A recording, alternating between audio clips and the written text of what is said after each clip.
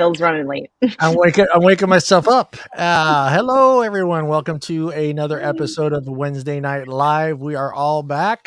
Tim is on. He's doing something. I don't know what he's doing. No, he's busy with work. He had to travel this week, so Tim will be back with us next week. Paul's here. Allison's here, and our guest Phillip will be here shortly. 25 minutes.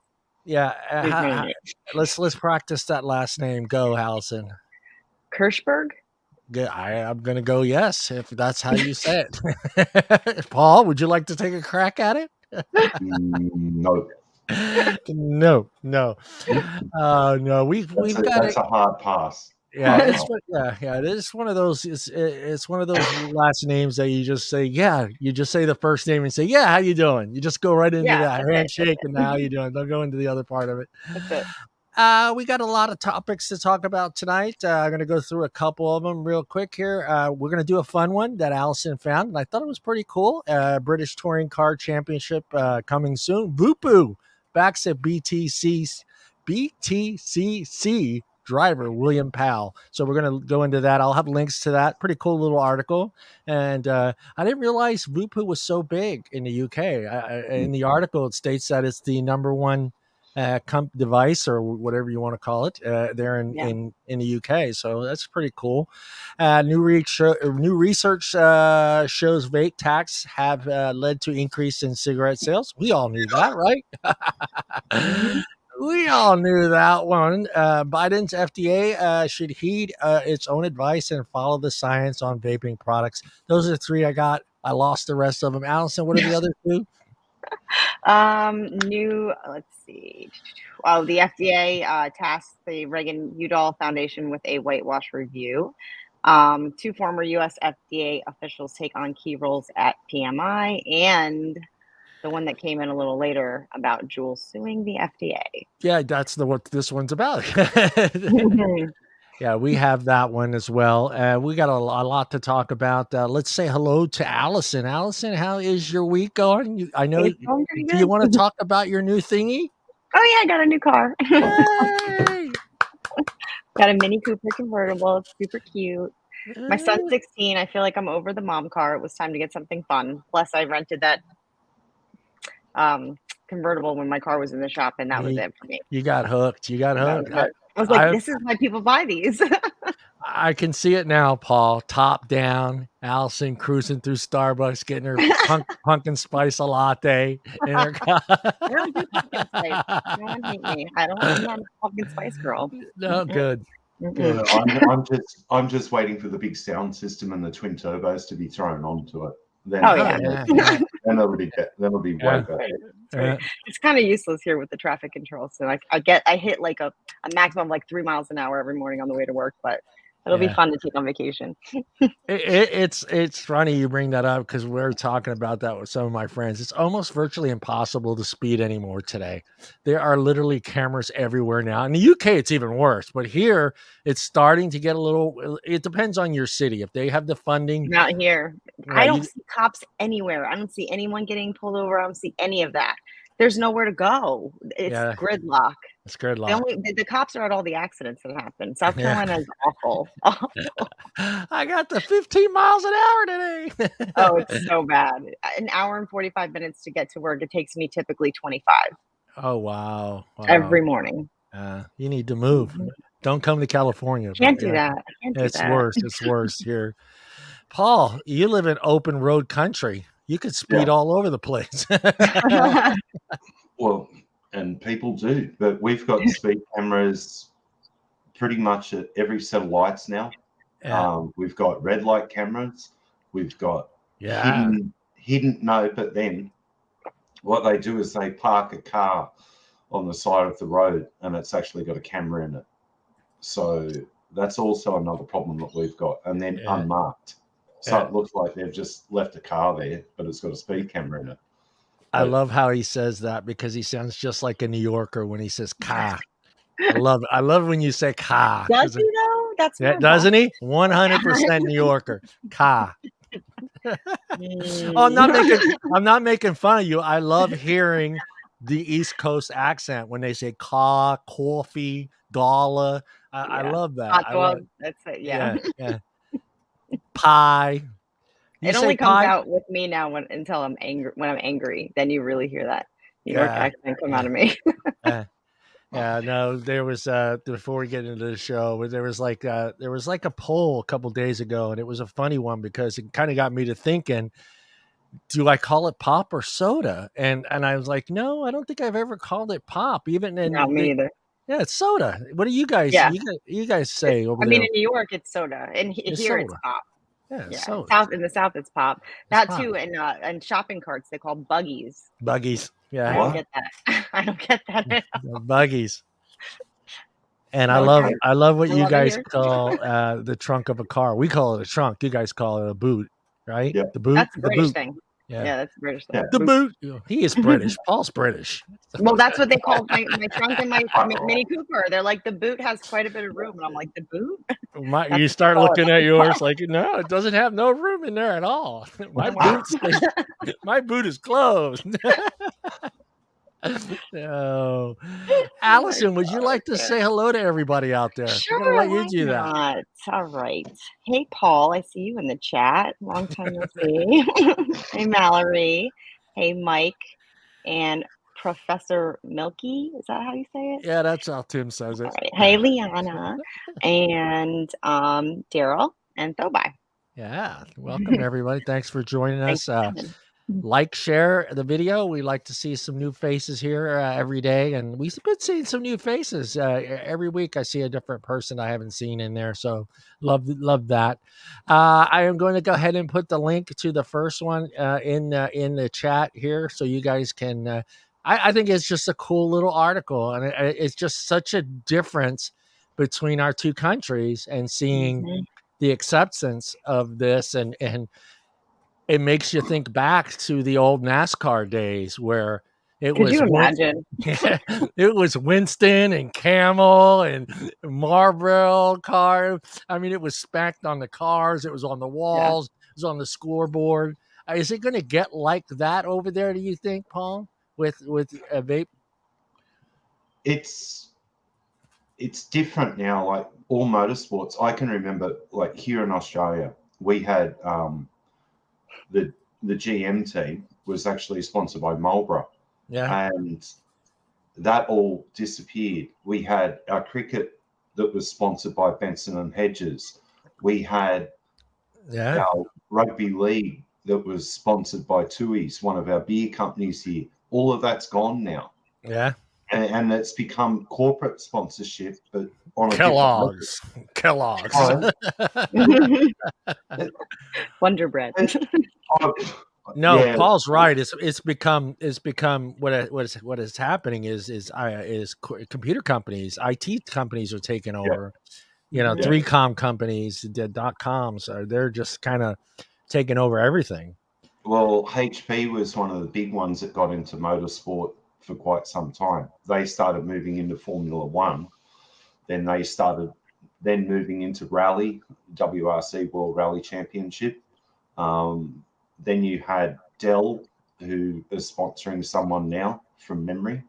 But I remember, because I loved NASCAR growing up, and I was a big fan of Dale Jr. and Dale Sr. And I always remember it as the Winston Cup. Always. That's what I remember it as, not as whatever it's called now. And then it became Nextel Cup. I'm like, what the hell? Okay, Nextel. Everyone's running around with walkie-talkie cell phones, and I'm going, okay, that defeats the purpose. Yeah, it's meant to be a cell phone or a two-way radio. What have we got here? I love that phone. It was so easy to embarrass people, though. They left their speaker on. I used to embarrass people all the time. I didn't think about that really, because when I was living in the States, someone actually gave me one, and I said, that sucks. Yep. Yeah, I think so. There was, Mallory. There was, but it's just weird. It's moving now. They're stopping vape companies because it's being classified now as a tobacco product, and I don't see a problem with it. Right. Yet music festivals, here's a good one. But Paul, what's I know there's advertisement regulations even in the UK, Yeah. So, I mean, how are they getting by? Because, I mean, technically no tobacco company can sponsor or have a sticker on a car or on a professional sports team. How are they getting away with it, though? Because I'm sure they still have advertisement regulations where, hey, this is a tobacco product. How are they getting? That's what I was wondering. Well, It doesn't get into detail. That's the big question.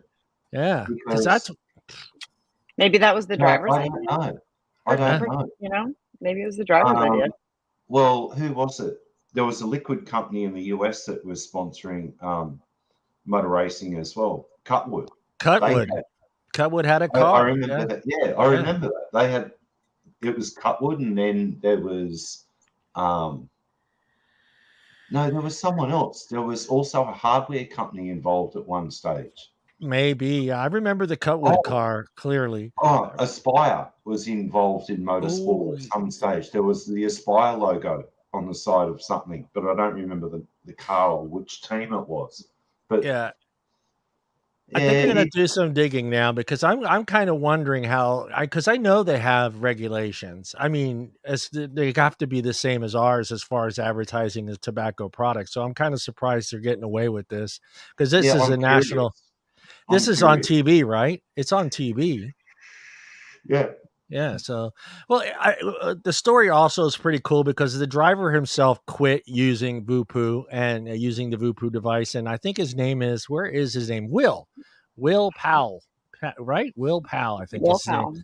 Yeah, he's a professional race car driver who has successfully quit smoking through e-cigarettes, and Vupu has helped him a lot in his own and even his professional racing. So it's kind of cool, I guess. I mean, I still kind of wondering how they're getting away with it. That's all. But it's neat.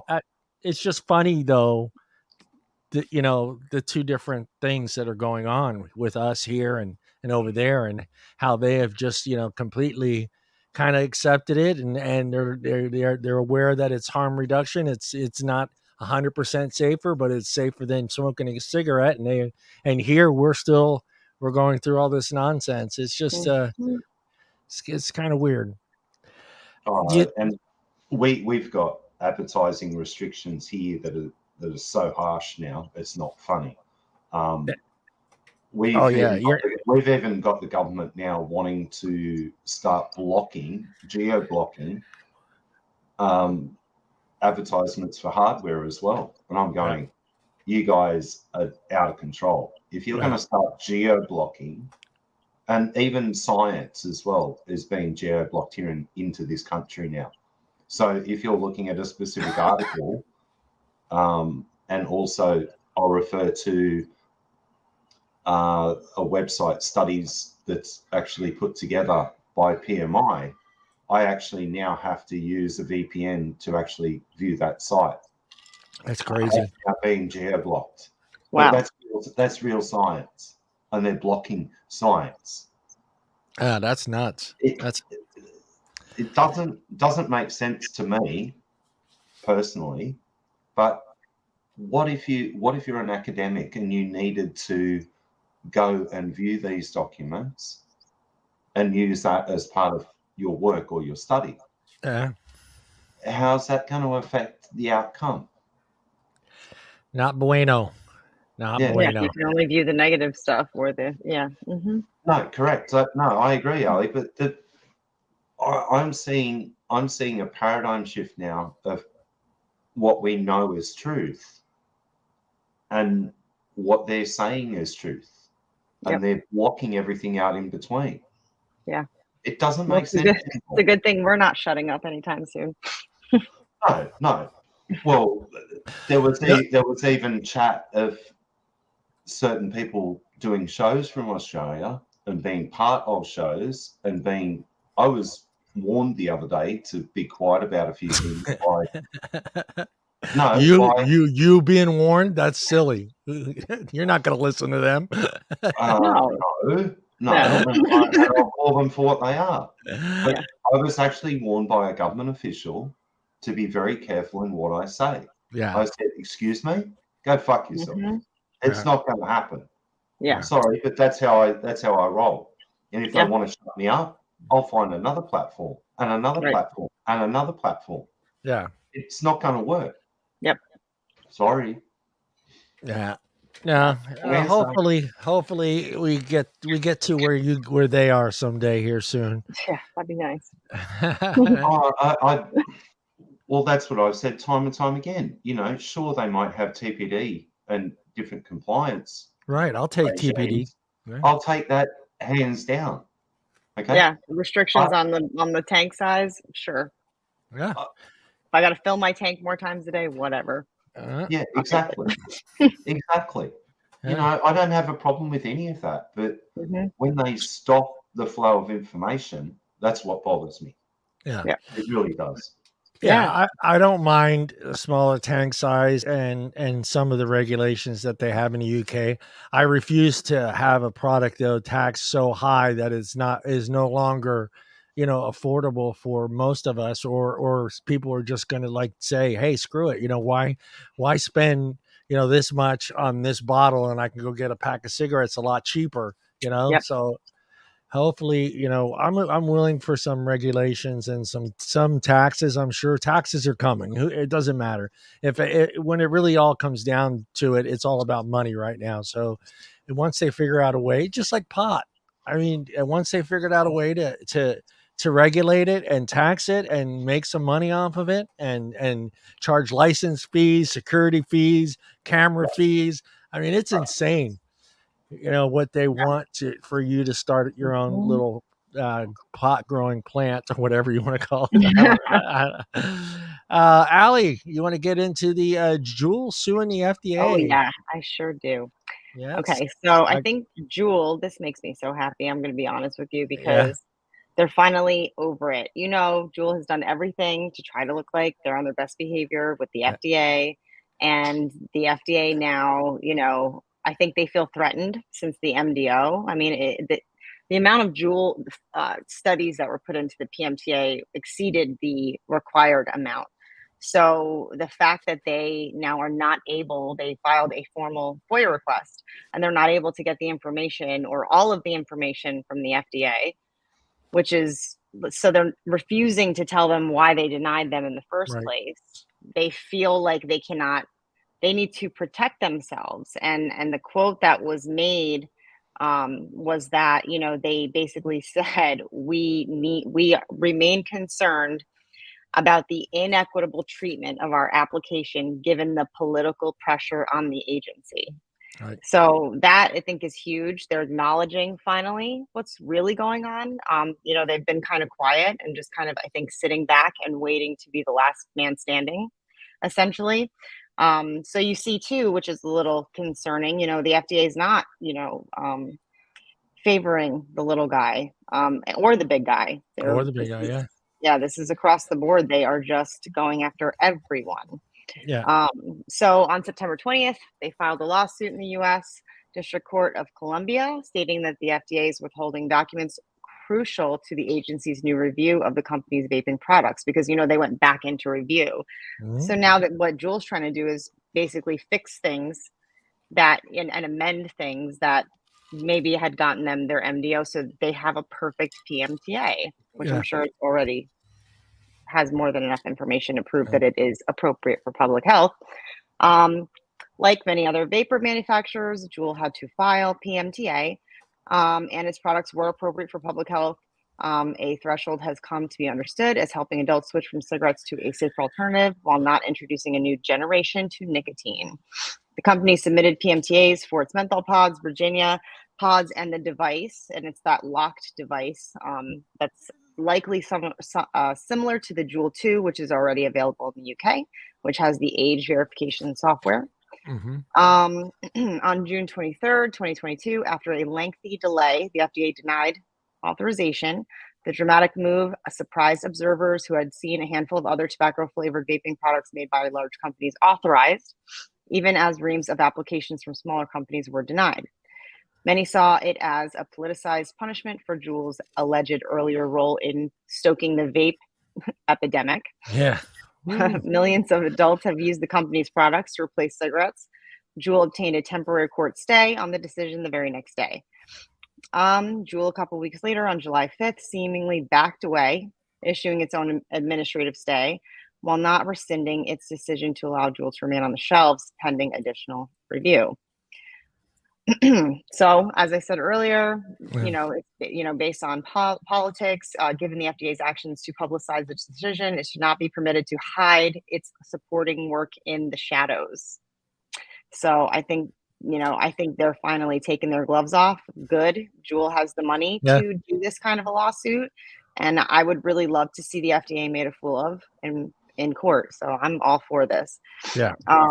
The basis of the lawsuit is simple enough. Following the FDA's marketing order in the end of June, Juul filed a request for a FOIA, Freedom of Information Act, requesting documents pertinent to the denial. The FDA, in turn, agreed to release more than half of the pages that maintained the rest of them were exempt through something known as a deliberative process privilege, aka we do not have any real reasons that we denied it, so we're going to act like you can't have it. Yeah. So I think it's going to be good. I'm ready. I got my popcorn ready. I'm ready to watch this go down. Hopefully we can watch it live. I would love to see what happens with this one. I'm curious. I'd like that as well. I'd like to actually watch and follow this live because I think most companies would then have piggyback off of the they could then learn or put together a better battle plan going forward. And then on top of that, I think some of the smaller companies should group together now and then start hitting them like a sledgehammer piece by piece. But you get 5 or 10 liquid manufacturers together and then that's one suit, but it's all the same data set. Right. And then you have another one and another one and another one. And they need to do that. The FDA has built is going to come crashing to the floor. Well, and that too, with the lawsuit that we plan to file in a few weeks, I think that obviously their lawsuit is going to go first. So that will sway the decision. Yeah. Exactly. Yeah. Paul brings up a good point. I think that needs to happen as well, Paul. I think that there needs to be a group of manufacturers joining forces together and helping each other out, because what I think is going to happen, I don't think this is going to get to court, to be honest with you. I see a deal coming, and I see a deal that's going to save. I don't know. The FDA is going to try to save face. But they're not going to give Juul an approval, and Juul is still on the fence about getting another denial. They can deny them for any other reason in that application that they want to. Yeah. And they will. They'll find another reason to deny them. So, and they're on the offensive now. Now they've made a statement. They're no longer playing nice with the FDA. Yeah. I'm hoping that you're wrong, that they just murder them in court. And me too. I mean, I'm just thinking ahead and thinking how most of these lawyers think and how the FDA is trying to save face, because this isn't the only issue that they're having trouble with. There's some other things, the baby lactating. Right. It's another blunder for the FDA, another reason to make them look not credible. So So that's what I'm saying. This is a reason for them to want to stay out of court. Right. But they can't, what can they do? Offer them an approval? They can't do that. Well, why couldn't they? Why couldn't they? We all already assuming they're going to get an approval, because all the things they do is based on politics. Yeah, I hope not. I hope not. Yeah. We all should watch it. We have a TV at work. We're going to be watching it. I'm telling you. C-SPAN. No, the political. I'm going to be wearing a Team Juul shirt for the first time in my entire life. Okay. Hashtag Team Juul.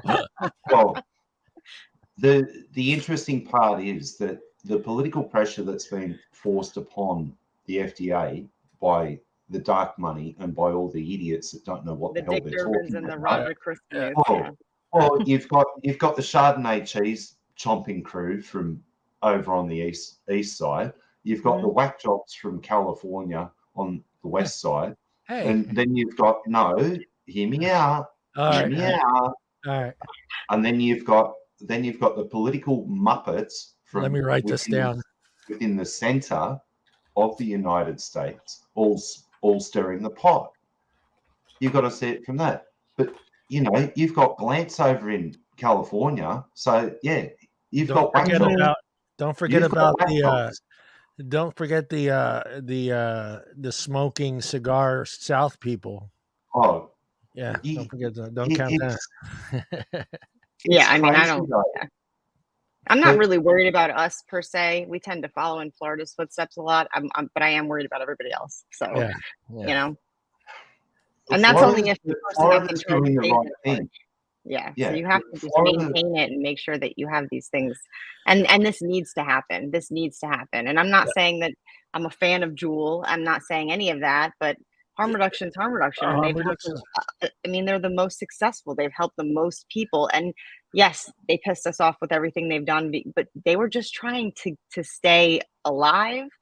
And now I think they realize that because it's not based on actual scientific data and health, it's based on politics, which it should not be, that they have to do something because this stigma is not going away. Right. Correct.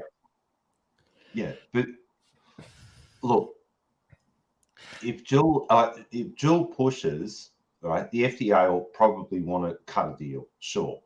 But if Juul pushes, and then there's another group of other manufacturers right there behind Juul, about to hit them again or pull their pants down again, then they will have to go into the courtroom. Yeah. Bottom line. Well, that's what we're doing with the RFA suit. It is a bunch of companies that, just like he did the circuit courts, they were like 5 or 6 companies combined. But I think the more of us, the better, you know? Yeah. Well, I agree totally because, if Juul ends up having some of these documents released under that agreement, then we all get to see exactly how it was put together. But I would like to see the chatter between the different heads of the FDA as they've come and gone, going all the way back to Gottlieb with this one. And I would like to then see the email chatter between each of the directors of the FDA and where it was coming from and who it was going to. And what would be promised if they did certain things. You never see that. Come on now. Right. Yeah. But one can only wish. Okay. Yeah. And if Juul pushes hard enough, I think we'll see a few cracks now within the FDA. Yeah. Because they kept moving the goalposts with the whole PMCA process. The whole PMCA process. They just released more guidelines, and now they're like, you should have a review. You should have an interview before you file your PMTA, which, by the way, was due 3 months ago. Like, are you what? What? Yeah, when I listened to that the other day, this is a big picture. I went, excuse me, an interview? What are we interviewing about? We can tell you all the ways we're going to deny you. Yeah. On the phone. Well, they don't even have the manpower to even do that. Well, they promised they'll get back to you within 21 days, which is super funny because we already tried to get an interview when we first filed the PMTA and still haven't heard anything back, and that was in July. In July, I mean, they already complained that they don't have enough people from the beginning when this all started. You know, they didn't have enough people, and they were covering their tracks from day one. Yeah, but they weren't expecting. Right. Do you think there's going to be a time where Congress steps in? It's gonna have to happen. Oh, that's a tough call because you've got what's his name, Raja. And you have people on both sides of the fence, and correct. I mean, and people that are not maybe for vaping, but also not against banning things and closing down small businesses and big businesses alike. So it would be tough to get. I mean, they've tried already to get something like that through.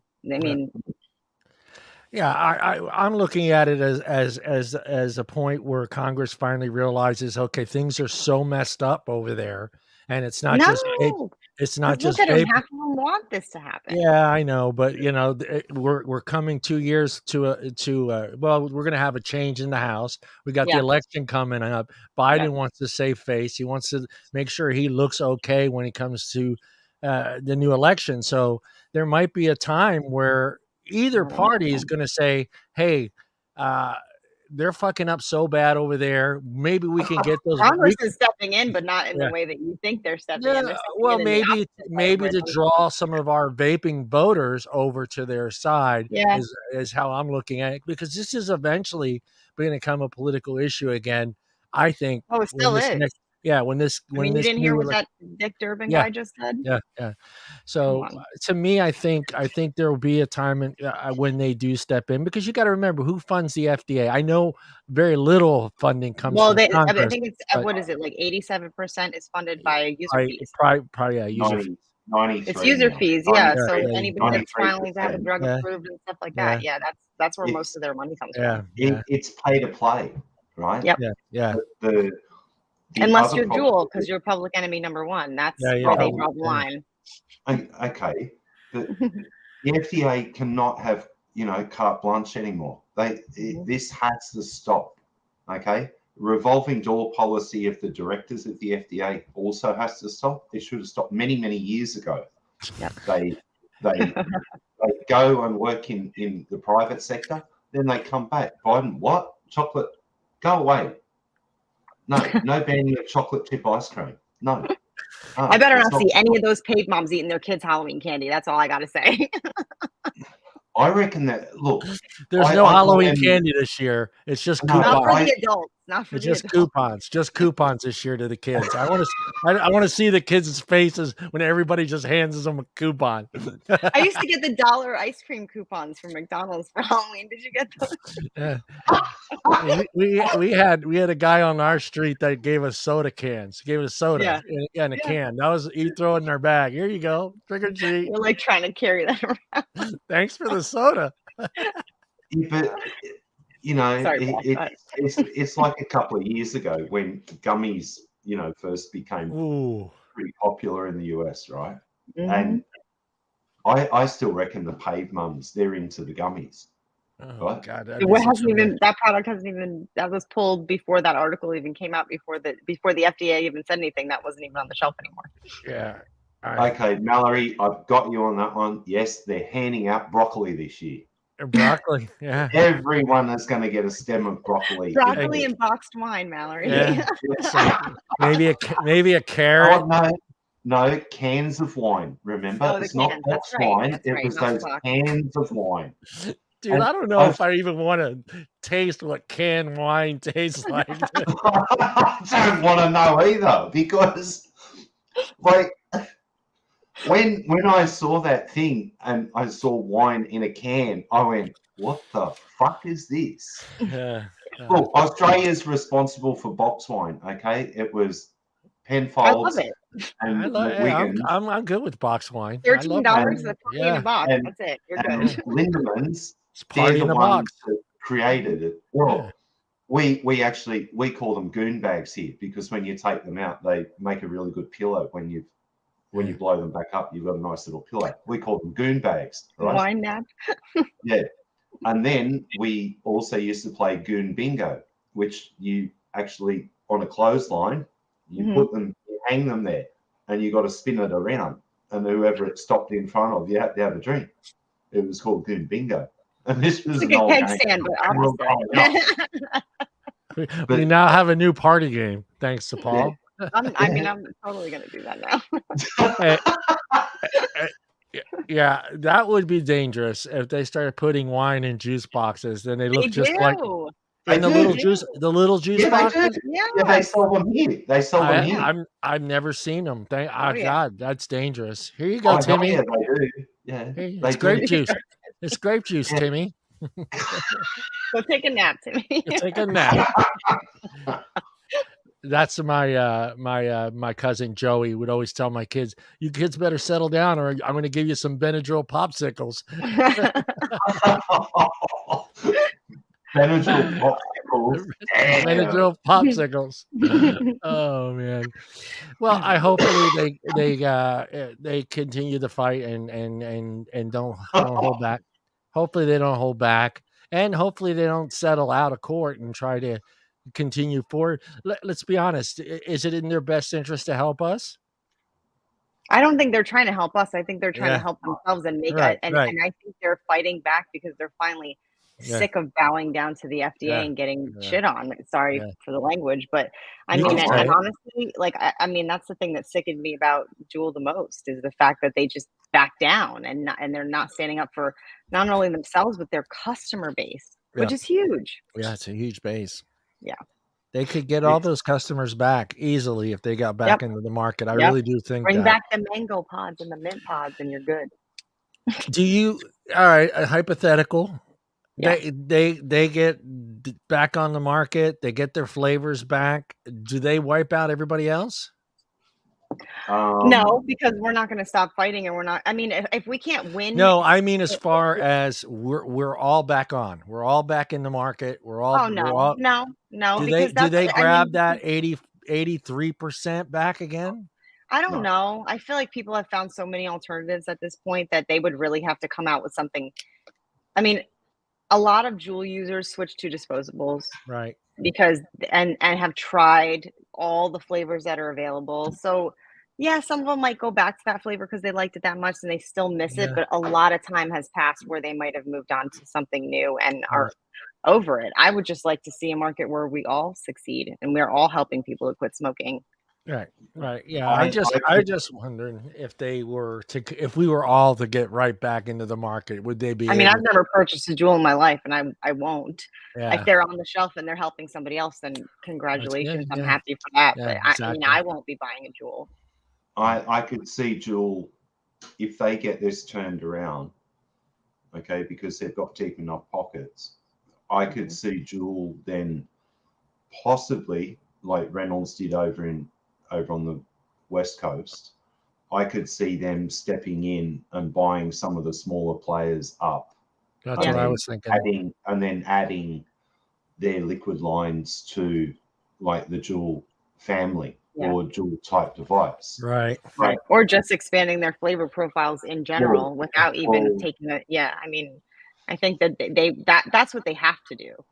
Well, originally they had I think it was either 23 or 35. No, it was 23 different flavors. That was on their original that they had. But then they culled that down and there was the mango, the mint, the tobaccos, sure, not a problem.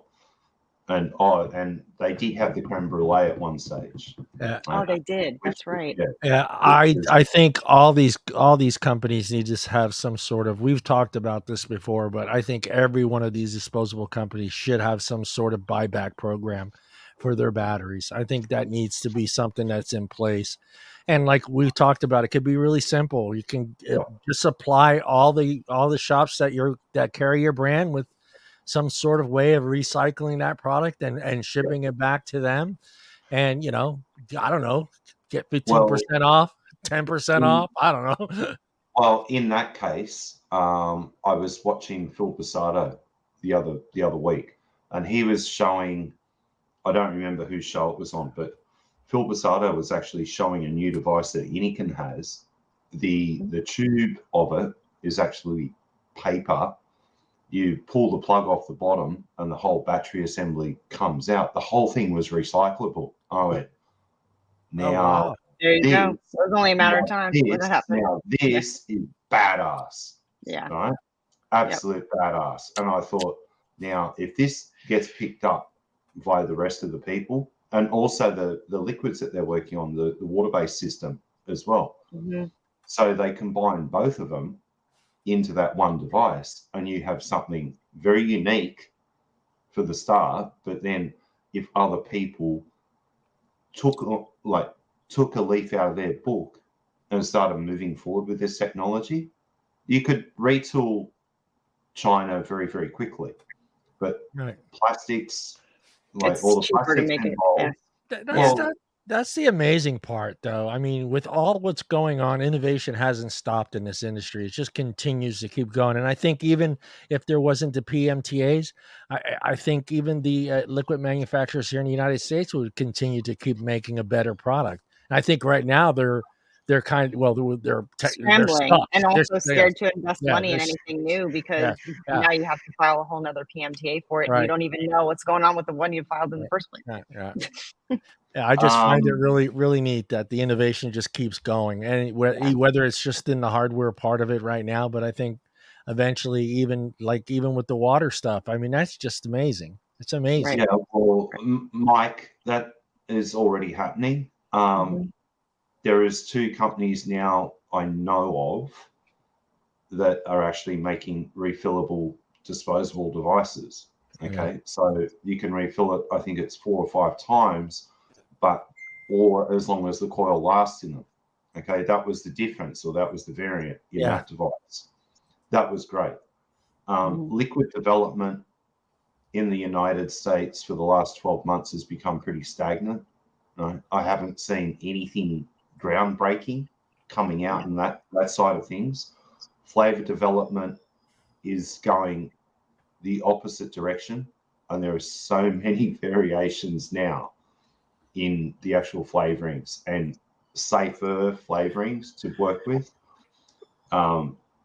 The chemistry of flavorings is just getting so good, it's not funny. If you, for argument's sake, if you want a type of fruit from anywhere in the world, within a week you could actually have that flavor as a concentrate. And I'm like, now we're getting to some real groundbreaking type situations. I've seen, I saw an article the other day from something that I subscribe to in the background for flavoring, and they were saying now that if they were given a sample of, say, 10 different coffee beans within 10 days, they could actually have a concentrate for each of those coffee beans. Now that is what I'm talking about. Yeah. I've just seen companies switching to TFN and switching back to regular nicotine. It's like such a weird place to be. Right? And it's the same flavor. No, there's a reason behind that, because some of the TFNs, they don't play well with some of the flavorings, okay? And they're muting what you want at the end of the day. When you come back where you use a hybrid nicotine with 50-50 of a salt and a free base mixed together, then the flavor profile comes back to what you originally wanted. Yeah. But that's the other part. But now that we're in TFN or the synthetic world, there's also variants of synthetics that stand true to what. Well, it's becoming. I've got piles of paperwork here reading the differences between all the different nicotines, all the different molecular structures of them, and how they all play together, and then the 4 different types of salts that I have here in the home. One of them is based off, the basis of it is actually citrus. That's the extraction process, or the bonding of it. And that actually enhances fruits out of this world. It doesn't mute them, it enhances them. Yeah. But there's many different things that are happening, but it's become very stagnant in the US. I hope that people start, and I'm speaking to all the liquid developers out there, I really hope that they start developing flavors for disposables and for pod systems, like refillable pod systems, that stand up and stand the test of time like they do in an open system.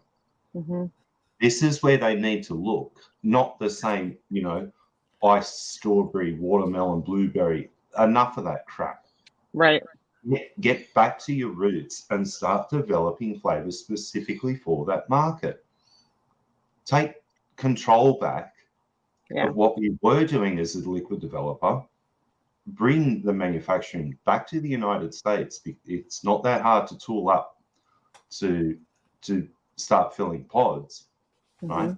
And start working on where you should have been doing things 18 months ago, before China took over and started flooding the world, not just the US, the world, yeah. disposable garbage. I'm sorry. Right. Well, just wait until if it gets to the situation where it's a full on black market. Wait till there's how many disposables you're going to see.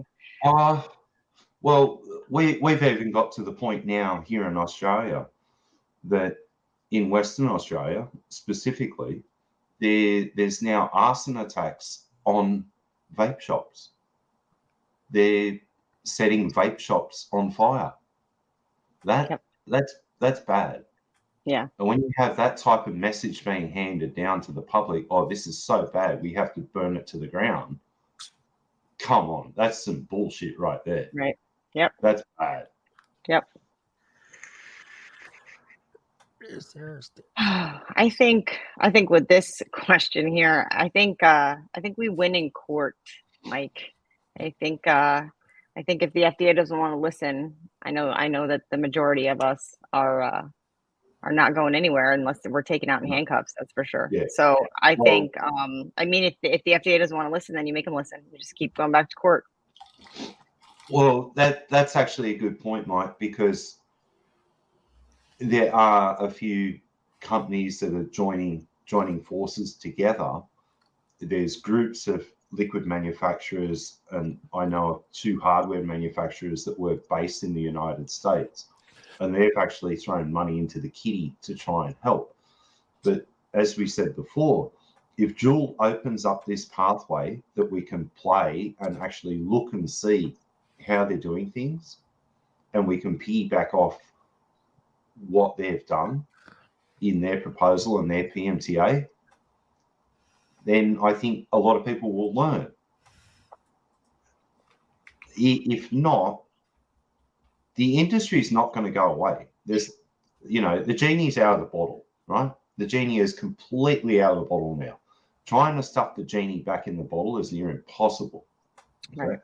The development of products around the world it's still growing. The numbers of vapors are still growing. I see new vape shops pop up everywhere. Oh, in South Carolina, every time there's one right across the street from my house now. Like, people are still putting money into it, still opening businesses.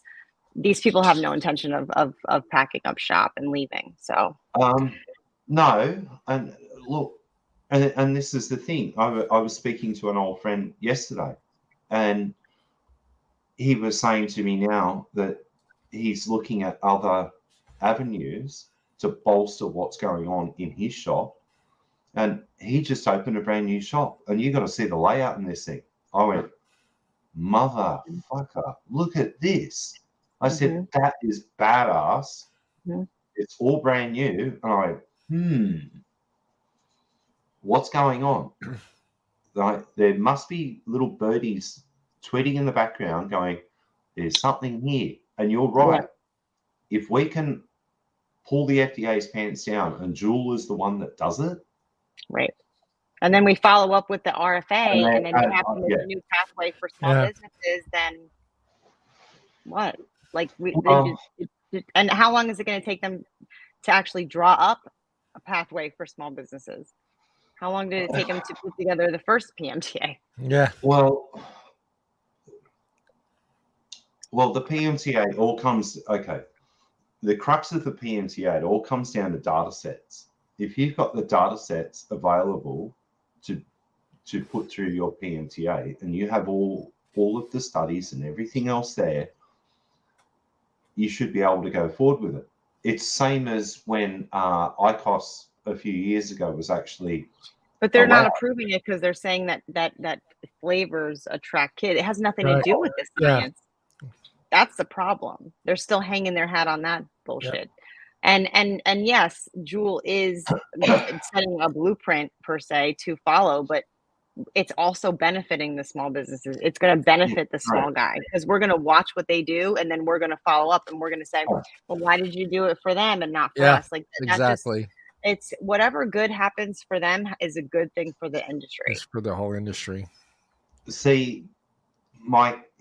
Yeah, because they're going to be backed up against the door. They're not going to be able to change standards just why because, is my science the same as their science, but mine's not good enough?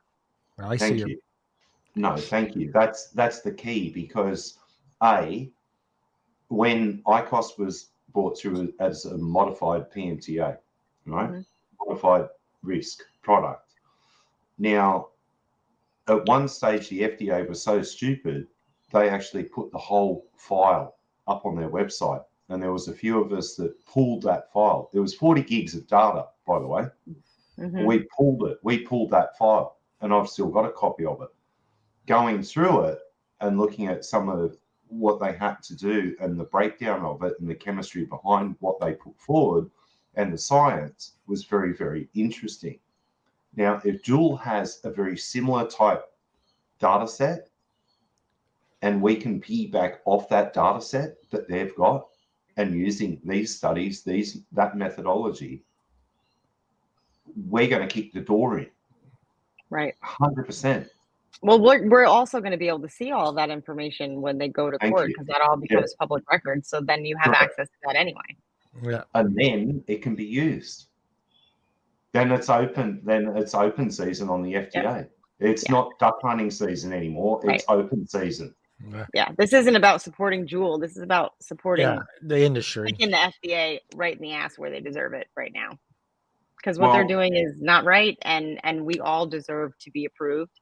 We all deserve to have a fair shot to go through this process and also make amendments to our PMTA if something is wrong. Thank you. Just like they got. Yep. Okay. The key is that when Altria bought into Juul, 12.8 billion, the recent figure that they've put on what Juul is actually worth now to them is around 540 million. That's how much has been devalued, or that buy-in for the 35%. That's how much has been devalued by the clowns at the FDA and the ants and people in Congress. Yep. That's what they've done. Yep. They're not looking at the science at all, period. Nope. They're looking and they're listening. They've got a little birdie over here going, meep, meep, meep, meep, meep. We won't vote for you. We will not give you any more money until you do this for us. Right? Yep. Yeah, they're not taking public health into consideration. And no, because if they were, we'd all freaking be approved. Right. That's right. Well, I mean, East Lake Charleston's been open for 11 years. We've had 75,000 customers in our database in the state of South Carolina, and I have one effing person get sick. You can say motherfucker. I say motherfucker. Paul says motherfucker. To me, that Allison just doesn't want to have to go to confession on Wednesday. That's what it is. Father, it's been 6 weeks since my last confession. I said motherfucker 8 times. Listen, I have a mouth like a trucker. I apologize, but honestly, it's so frustrating because it's like I owe a hell of a lot more to every single customer that comes in those doors and depends on those products than I ever owe the FDA. Right. So they can suck it. Okay. Well, okay. My argument is now that the FDA is not fit for purpose anymore, especially when it comes to public health. They're not appropriate for public health, are they? No. Well, we need to give them an MDO. Well, we call them here in Australia the Federal Destruction Association, not the Food and Drug. Yeah. And that's the other problem. Do you see a shakedown though if this were to all go up against the FDA and it just takes a shit on them? If you ever want to have any faith whatsoever in public health on any topic, as these things come to light, because Juul gets a lot of media attention, which we don't. Yeah. So if they can do this and it's another strike, I really don't know how they are going to restore people's faith in anything else they say. Why should I trust them about anything they say? If they'll lie about this, they'll lie about everything, and that's a big issue. Yeah, it's very interesting because everyone thinks that it's all about big tobacco. Okay, they never ever look at the other side of it. No, the key is that big tobacco, sure, they've done the wrong thing in the past. But a few years ago, a couple of the companies, and I'll name them, which is BAT, British American, PMI, and Reynolds, all started going down a much different pathway. Right. The vaping industry was a wake-up call for them. when vaping was created and they saw disruption in their line of making money, they started diversifying into other industries. Right. PMI in their portfolio now, believe it or not, they have winemaking, they have cannabis, they have other wellness products. They've gotten into and bought into manufacturing of certain forms of inhaler type situations. There's a reason behind that, and no one sees it for the real point. The technology in a lot of the vape inhaler technology came from the vaping industry, and vice versa. It goes backwards and forwards as a delivery system. Right. We in the vape space, we have the best delivery system, not only for flavored liquids, but now as a drug delivery system. And this is what the pharmaceutical companies are looking at. The pharmaceutical companies are losing more money than what the tobacco companies are, because we're not getting sick anymore. We don't need the cancer drugs. We don't need the chemotherapy. And the cancer drugs are the most lucrative thing that they got going. Hello. And in the past couple of weeks here in Australia, something that I've not spoken about, and GSK has just shut down one of their manufacturing facilities here in Australia. That's interesting. I didn't see that coming at all. They've shut down a facility in Victoria. I thought, what's GSK up to? So obviously, he called himself late. we're making a dent though now. Yeah. And this is what people aren't seeing. No, wait. Phillip, late. Okay. Hey, what is happening? To the party. You hear me? Am I coming through loud and clear? Yeah. You're late, so you gotta do 10 push-ups and 4 chin-ups. That's a sweet trade. I like that. Have you got a cold beer or a? You got to chug a beer. Yeah. Or real problem with that, Paul. No, I don't. A bottle of whiskey. Bottle of whiskey.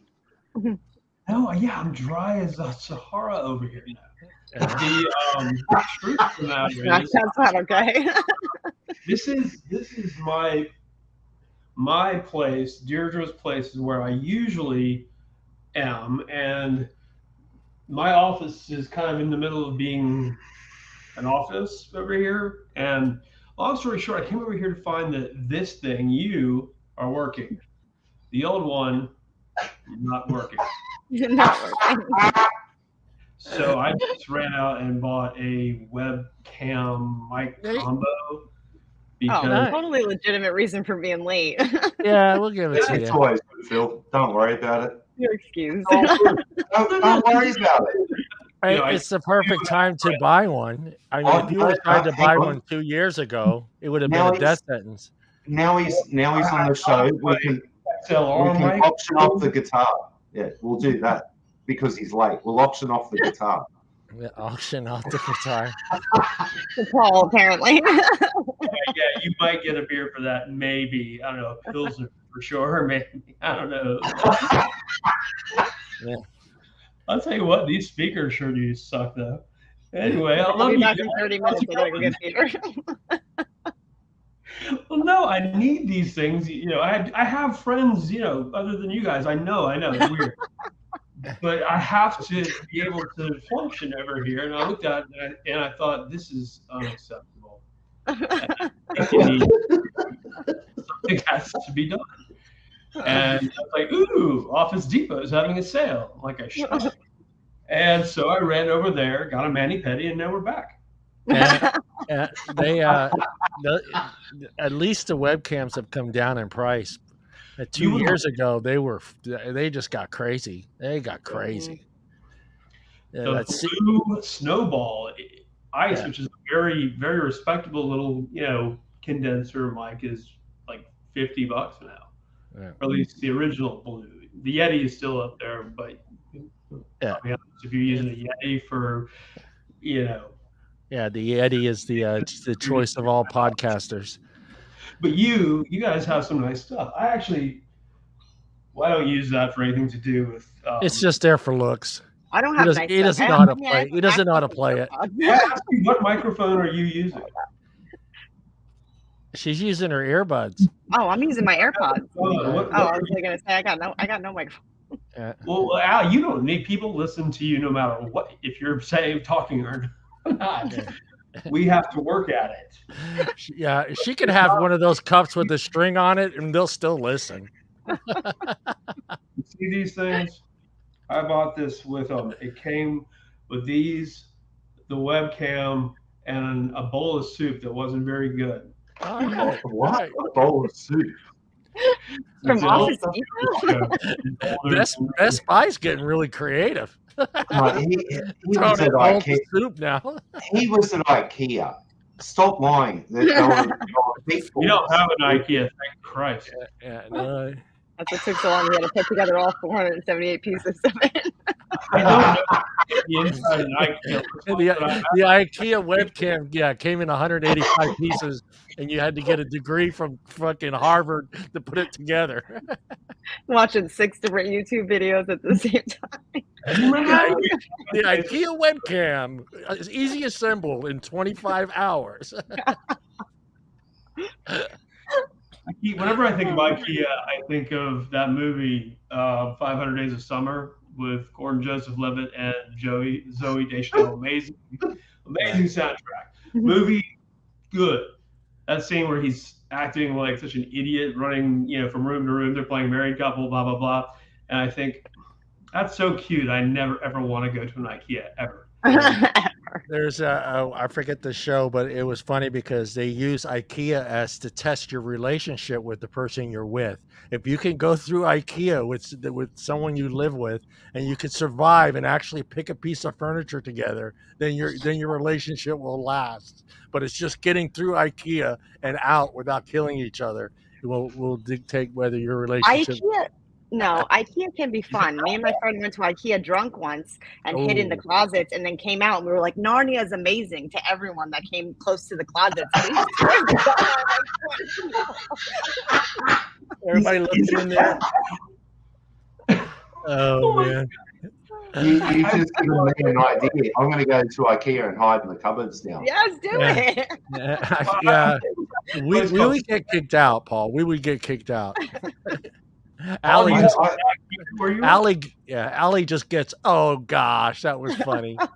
we get handcuffed and taken to the door. Let's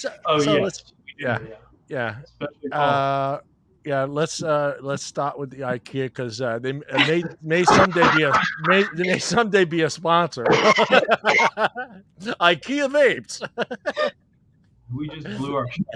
Your e-liquid from Sweden.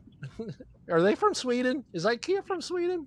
Yeah, Sweden. Actually, that's a debatable point these days. Scan design is, I believe, what IKEA was. The idea was built around, and I don't go in there because that's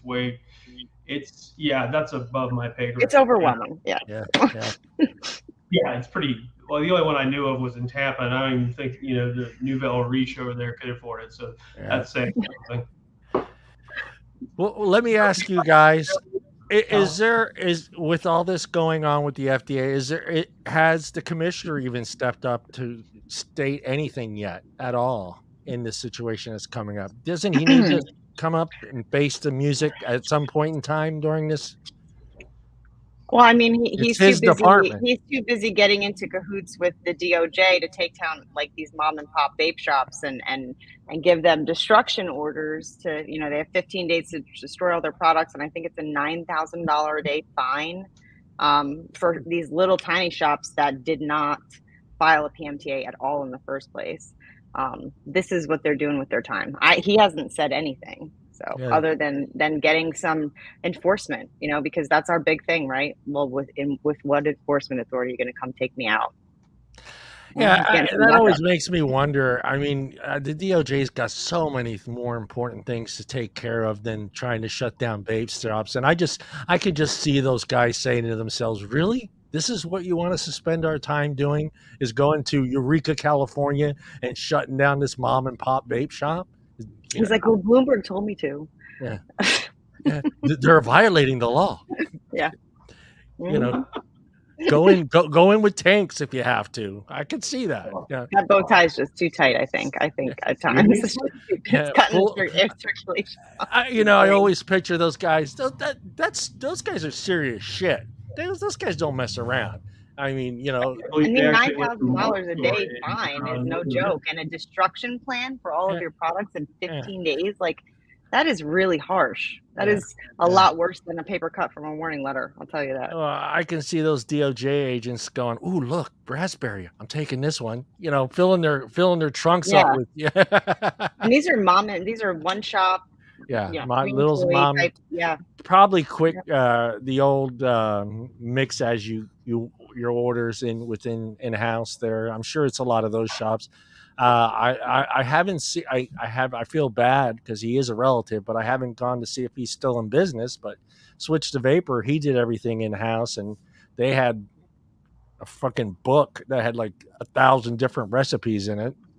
Yeah, you have to have. So we have a licensed Mad Vapes juice bar in all of our e-cig stores because the owners are really good friends. Have been friends since they both kind of got started. And so we now have to be FDA compliant. We have to have batch numbers.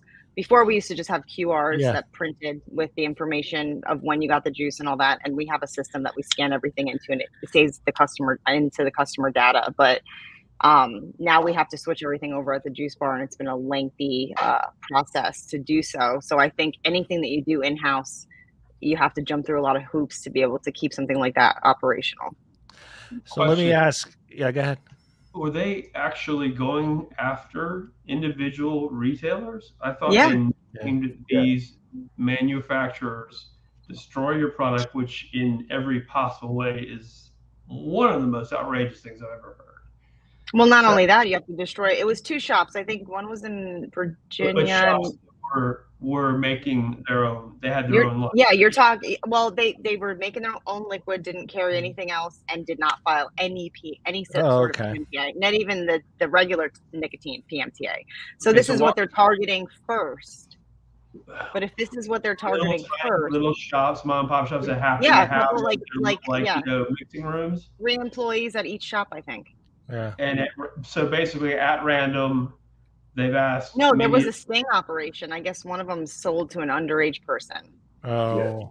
So actually, that brings up a good question. A shop that actually does produce and on site their own e-liquid that did not make any effort whatsoever to follow, the FDA. Even file. Well, I mean, Brian King in that statement. You've been doing for years. And I mean, everyone that I know, people scrape together every last thing they had to submit on time. So I filed our PMTAs. I watched every single one of Char's videos. So many.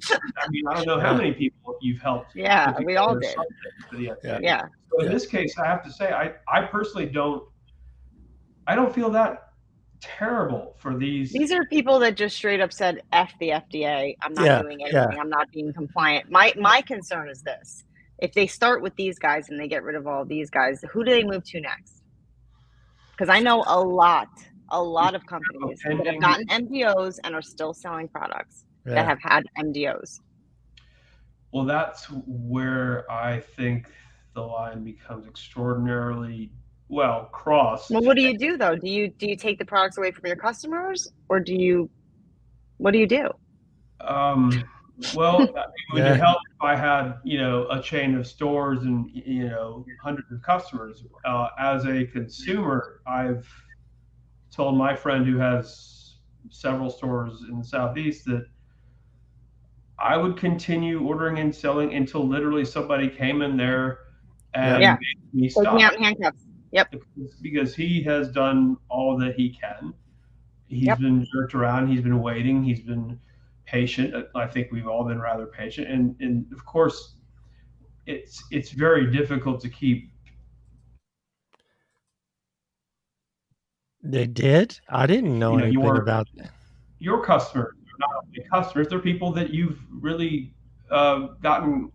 You have relationships with them, and the customers depend on you for something that is a great deal more than, we're not selling denim here, and it's something that I believe. Yeah, like I said earlier, I owe a lot more to these customers than I do to the FDA. And I have to say, I spent way too much time, working for free in his shops, just going in there and someone wanted to know this or that, and I'm like, oh, let me tell you what worked for me, and it's just so it's abysmal what's happening. So my feeling is civil disobedience is the only pathway that they've left us at this point. So yeah, I'm wondering exactly what disobedience this displays when you're acting on on various sets of orders that have been given over years that have contradicted each other. And to be quite honest, I don't see that as being disobedient. I see that as saying this is an untenable situation, and we're going to continue to serve our customers and continue to keep people from smoking, from dying. And this is something that is not, it's just not a business model that you don't put them out of business like pennies. We didn't build the business that we have in South Carolina. The customers that needed it and demanded it forced us to make more shops and provide it to more areas when they're calling and blowing up the Google, put one here, put one there. We need you here. We need you there. Listen, this is what the customer needs. And I started my first 4 years working for E-Cig Charleston. I worked behind the counter of the busiest store. I have relationships with these customers. I've been there for 10 years. 6 years later, and they're still calling me, asking me questions and stuff. Even though there's more new people in the store, they just, we're friends at this point. There is no way. And these are all adults. These are grown-ups. They have kids. They have, these are people that really depend on these products. And I went through a lot of that emotional journey with them, because it was when vaping first got popular. Every person that walked in the door was quitting. It wasn't just a hobbyist or somebody coming in for a new flavor. Every single person came in to quit. And literally, I had customers come around the counter and hug me and cry and say, I just got back from the doctor and this has improved and this has improved. And I can't tell you how grateful you helped. The guy who sold me my car didn't even take a commission on it because I helped him quit smoking. He's like, I owe you my life. These are the people that I'm helping. So yeah. And I take don't me to court. I'll tell my story. Well, no, I agree with everything you just said, and it kills me because as a consumer who, one of the first, really just absurdly I couldn't have been helped as a smoker. I was just that bad off, and when my friends just kind of hopped on this thing, I went from store to store and I kind of tried to figure out who is in this because they want to help people quit smoking and start a business, and who is in this because they want to later cash in their chips and run off to wherever they can. And I basically made a list of the stores that you should frequent and make a point to really be loyal to, and the ones you should absolutely stay away from. And my boss said you should stay away from. The ones I ever said you should stay away from were the ones that went to a extreme extent to sell you their product that you didn't want when the product that the customer wanted was 2 blocks down at a store. And that's what really, there were only 2 stores I ever said, don't go there. And they're not here anymore, but there are a lot of decent stores around here. And well, 31 last time I checked, it's 31, right? I mean, my boss smoked, I think, 2.5 packs a day, and he quit with vaping, and him and his wife owned a tanning salon. So they were literally selling the little tiny kits, it had like a tobacco liquid or a menthol liquid and the 650 battery and a disposable tank and a box. And they were selling that out of a box behind the counter at the hair salon because they were both had quit smoking. And then eventually they expanded the salon and put a vape wall and hired people to run the vape. And then my boss was like, I don't like these flavors. Let's make new flavors. Now we have 16 locations and a warehouse with a sanitary clean room where we make our flavors, all based off of the fact that it worked for them. So that is what really drew me to be loyal and want to stay with them and fight for them. It's not even my business, but it's it is, these people have done so much for everyone, and it's just because they actually succeeded with it. So that was my goal when I started the show. Yeah, that was my goal when I started the show, because I wanted, and now unfortunately a lot of these companies' hands are tied. They can't come on the show, but a lot of them have such great stories. Some of them, there's I can get my boss to come on for Yeah, sure. She would come on. how they got started.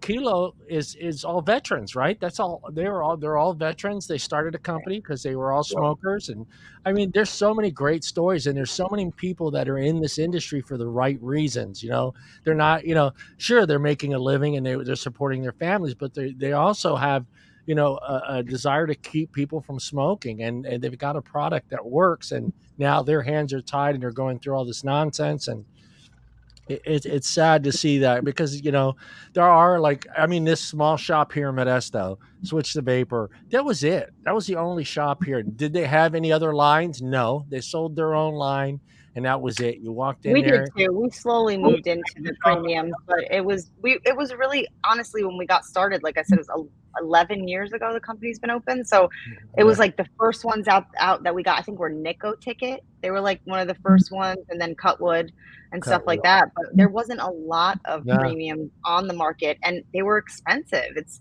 cheap to make e-liquid. So, we just kept expanding our flavor line. And then PMTA came, so we shrunk it down to our most popular flavors so we could be able to afford to actually have the testing done for them. And that was really hard too, to cut back all those flavors. That had to be a headache, just to sit there and try to figure out, okay, this is our number one seller, this stays, this one doesn't sell or goes away, but yet there might be, I'll tell you what didn't a couple stay hundred was people that actually love that flavor. There's probably a good 100, 200, 300 people that were just like, hey, I need that flavor. Well, sorry, it's gone. Maybe try this one instead. Yeah, it's nonsense that's the thing. I mean, it's just, well, it's money per flavor. You have to have every single flavor tested, and it's expensive. And not only do you have to have it tested, but then it has to sit on the shelf and be tested again, because you have to do the longevity. But the thing is that makes me so angry is we're all adults, okay? I let's keep that in mind. But people think in this world we don't get to a certain age. We don't get to a certain age and just say, I just want the blandest fucking shit I can eat. I want a steak with no salt, no pepper, no seasoning whatsoever. Just throw it on a fucking fire. Fuck it. Don't even cook it. Just give it to me raw. Right. And it's just like, these people that are fighting us, the ain'ts. I mean, look around. Go to your house. Look around. Everything that you own is a fucking flavor. You buy that brand of cereal because you like the way it tastes. You buy that ice cream because that's the ice cream you like. And now here's a product that's working for millions of people. And because the kids like flavors. Well, last time I checked, I like flavors too. Man. It's what keeps it interesting. It's what makes it work, because you can constantly switch it up and try something new. You never get sick of it. And it almost becomes like a hobby at that point, and it's fun to kind of explore different flavors. But what makes me mad is, why isn't the general public opening their eyes and seeing what the fuck is going on? Because there's like, all right, this whole thing is about flavors? Are you fucking kidding me? That's a question I want to ask you guys. I tweeted something earlier, and John, you tweeted and I saw it, and I want to thank you for that. Earlier, Dr. John Oyston posted a 6-tweet thread, 6 points that he thought everyone should know about vaping. It had to do with, it helps people, there's no valley, there's no popcorn lung, there's essentially, it's the most effective, twice as effective as NRT, blah, blah, blah. And I thought to myself, I just quoted his thread, and I said, listen, for everyone who still wants to know what's going on with vaping, which I think is probably over 90% of everyone, please read this thread. I want to know how many people, forget politicians, forget the philanthropic zeal behind the philanthropic zeal, forget all of the politicians that are just posturing because they believe that's what's suburban housewives. And I mean, truly, it is a upper middle class prejudice. It is, to a certain extent. I've seen it, and it went from being congratulations for quitting to being, why would you support something that's so lowbrow? And I don't. I feel that's a different conversation. But what percentage of people would you say really do have a strong opinion that aren't involved with advocacy or anti-vaping campaigns that are just out there? What percentage of those people would you say know much about the issue at all? Wow, I gotta say it's less than 10%. 10, yeah.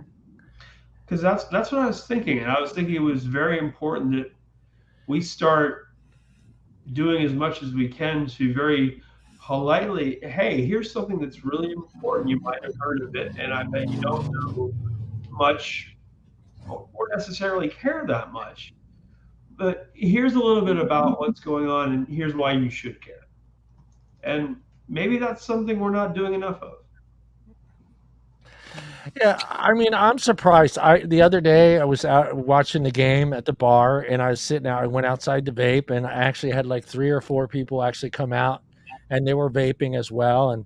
And before I could even get into the whole spiel, they kind of had a gist of what was going on, but they But didn't. they vape. Yeah, Yeah, yeah, that's the they thing. they kind of like, yeah, we know what's going on, but what can I do?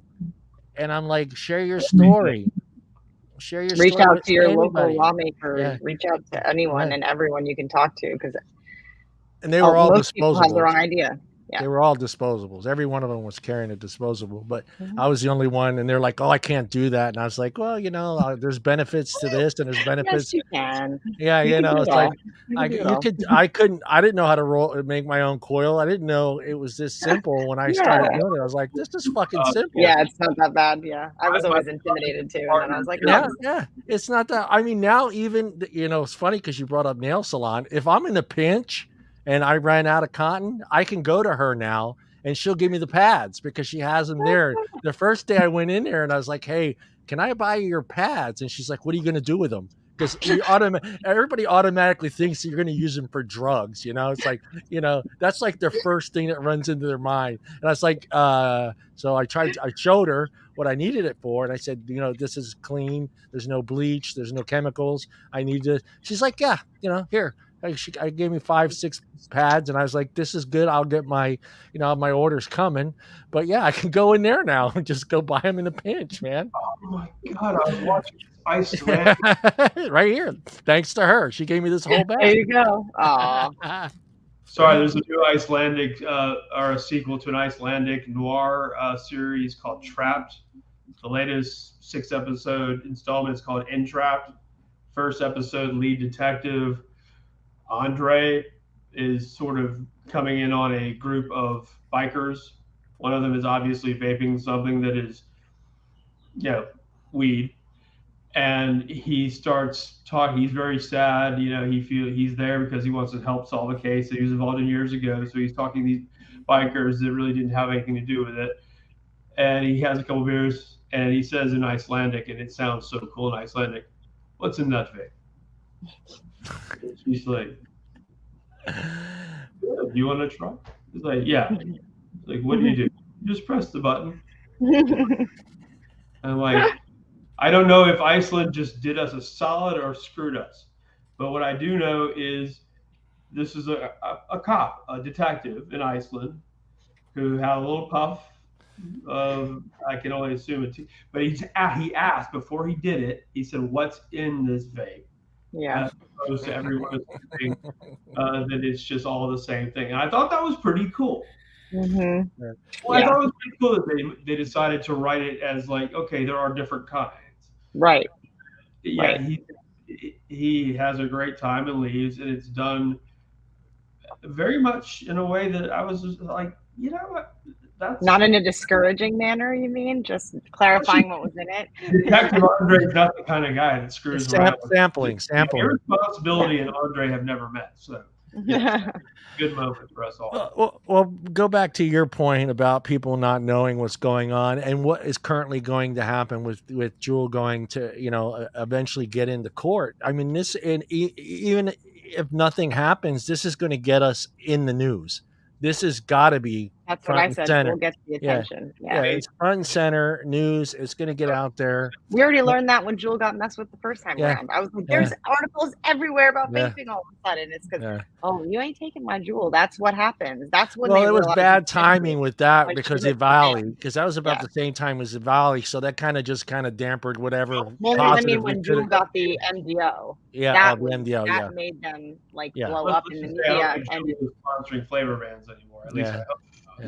I mean, I would hope not. I mean, I think that they're starting to see that they're not going to win either, so they're starting to get into panic mode, which we've all been here for a long time. You really think they're not going to win? Let's just say they're going to win, but they're assuring that because I think, the statement they made in the article was that it's a political game, basically. It's political, but not only is it political, we've only recently truly analyzed the reanalyze the vaping epidemic years, and the numbers come out to be something like 15% is it with the current use, as opposed to the other 40% that were comprised of young adults that actually qualify as people who are not teenagers or people. Let's just say that that blew my mind. It blew my mind. That coupled with the fact that Juul really didn't. Okay, they've done things that I thought were just boneheaded, but nothing's malicious about it. Nobody's trying to addict. No, like I said earlier, they were trying to stay in line. They were trying to do the right thing by the FDA so they could get through. That was it. They were just trying to be the good guy and change their image too, because they had that stigma. Yeah. But I'm just saying that Juul, even at their worst and all that kind of stuff, they were just idiots. They weren't. Right. I was more mad at them for pulling their flavored pods than for their advertising. That should have never happened. That's what alcohol does every day. I mean, have you seen a Budweiser commercial? Like, come on. I posted something that wasn't nearly as clever as you, but I saw the Bud Light flavored seltzer during the Alabama game where I had to watch it, and Alabama almost lost, and that was the best thing. I'm an Alabama fan, but I'm not, a psychopath. I went to Arizona State. I'm a Sun Devil, which makes me very, very, very depressed right now. But I saw that ad and I thought to myself, how are we living in a world where that is something that everybody can see and everybody say oh, I gotta get me some of that. Yeah. But how are we living in a world where my son's marching band competition is sponsored by the tavern up the street, but I can't make a donation in E-Cig's name? And they announce it during the halftime when the marching band goes on. Oh, thanks to you're in South Carolina, right? Yeah. My son's in high school. My son's little league baseball team was sponsored by a bar for 4 years. Yep. Yes. and they announced it, I think, at least 8 times while we were at the game. 2 keys, thanks for and every time I'm like cringing. I'm like, because I can't make I can make a donation on behalf of myself, but not on behalf of the company. Right. You know what we're having a problem with here? We're having a problem with it not only working, we're enjoying it, and I have to say this. It's the dumbest thing that will ever kill people. It has nothing to do with cigarettes, but it looks like smoke. That's why I remember when we made those. They can't wrap their head around it. Yeah, they can't. Fans that said it's not smoke, it's vapor. Yeah. Tank protectors. Yeah. Well, I always bring it up, but what happened to all those people that were just raving 12 years ago? Phil Donahue show, when Blue actually got a whole fucking hour on his show, a whole hour. Michael Bloomberg got a hold of them. That's what happened. Yeah, and I had my mom making a phone call to let me know, I taped the Phil Donahue show for you. Yep. You need to go buy this Blue thing, which I'm more hesitant to tell people where I work now at times, especially like at my son's school, like when I'm talking to other parents. Like I used to be like, everybody used to be like, this is a great thing you're doing. And now it's like, they look at me like I just rolled up in a white van and I've got like, that's the reaction. You're like, what do you do with that robe? What's that? Well, let me ask you guys real quick here. Yeah. What age demographics do we need to change their minds to get a difference for this? A bunch of like 80 and 90-year-old people that vape. That, to be honest, you're right on the money, because those are the ones that vote. They're the only ones that vote. Yep. Well, actually, I'll increase that to but see, this is the thing, though. Okay, I'm sorry, Paul. Let me finish. That's the thing. That 65 and 75-year-old demographic that is voting, that represents a majority of this country, unfortunately, right And they have now. nothing better to do than sit at home and email their Right. representatives. But let's also remember this: that generation is the generation that also was told, smoke, smoke, smoke, smoke, Yeah. smoke, smoke, smoke. It's fine. Everything is good for you. Doctor Relax with a smoke. cigarette. Yeah, doctor smoke. Physician smoke. Damn it, smoke. Your surgeon smokes. Your your pediatrician smokes. Everybody smokes. Your stretch smoke. Yep. And what How do we and Phillip brought up a great point. Smoke is smoke to these people. So right. They can't get over that it looks like that. So they Yeah. just assume, and they're like, oh, you got me once before, big tobacco. You're not going to fool me Yeah. again with that. Well, CNN is hurting so bad right now that we could probably pay for a commercial on CNN. You're not wrong. I'm not wrong. And then Bloomberg would pay to not air that commercial. Hey, I could actually sell this show to CNN right now and get it on the air. Do it. Yes, I'm not getting that big tobacco. Best Buy got the bowl of soup, like, you know, if you buy two things. So I don't know what they can possibly fuck up next. Yeah. But they could really. There are a couple of networks that could use like some fresh. I don't know, a fresh infusion of viewers, and I can't think of anything that would infuse any news station, any political campaign, anything more than saying, "Hey, I want to give adults the right to not smoke and vape all they want because, God damn it, it's working." And as far as we know, I'm going to send not hurting anybody. I'm going to send CNN an email after the show. Go ahead. You're looking for some content? I can't wait to see how they respond.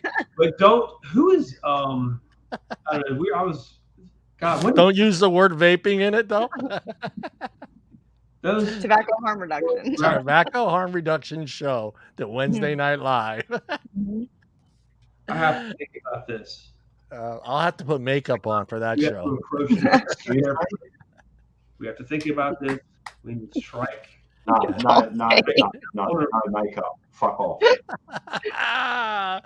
Yeah, you got to get that, that California tan glow going, where you look like a fucking orange on TV.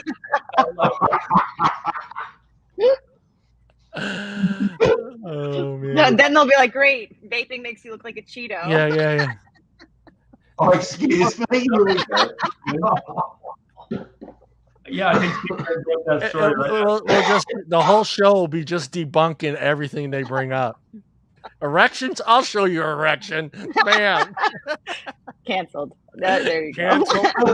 That might have to. You might have to sit out the first 15 minutes of that show. Yeah. Let me show you a trick. Which network's this going to be on? Definitely not CNN. CNN's got nothing going on. They're looking for content right now. I mean, I don't know what news to watch. I mean, I'll watch CBS like morning. Okay, Vlad. I like Vlad. I like Vlad. He's got some style, Yeah. And the other one, they're okay, but they're not. Okay. And I would love to see the Coble. That it was really great that he did that one little segment, and then he followed up by doing something that was kind of. I think he thought it would be something that would, help the legitimate industry, but it just made everybody look bad. The puff bar or whatever thing that he did, and now he's just gone ahead and said, "Well, my wife's loaded. Let's not rock the boat." I just don't know what to do. But the thing that I do know is, I don't know that. Let's just say what's the most absurd. Okay, let's say what's the end of the spectrum from QAnon to the most absurdly liberal news source? What would you say the two ends of the spectrum are in terms of media outlets? Because I've been thinking about that. I don't know, because I feel like it changes, and it also depends on who you're watching, like, and the time of the day you're watching, and so I think it really.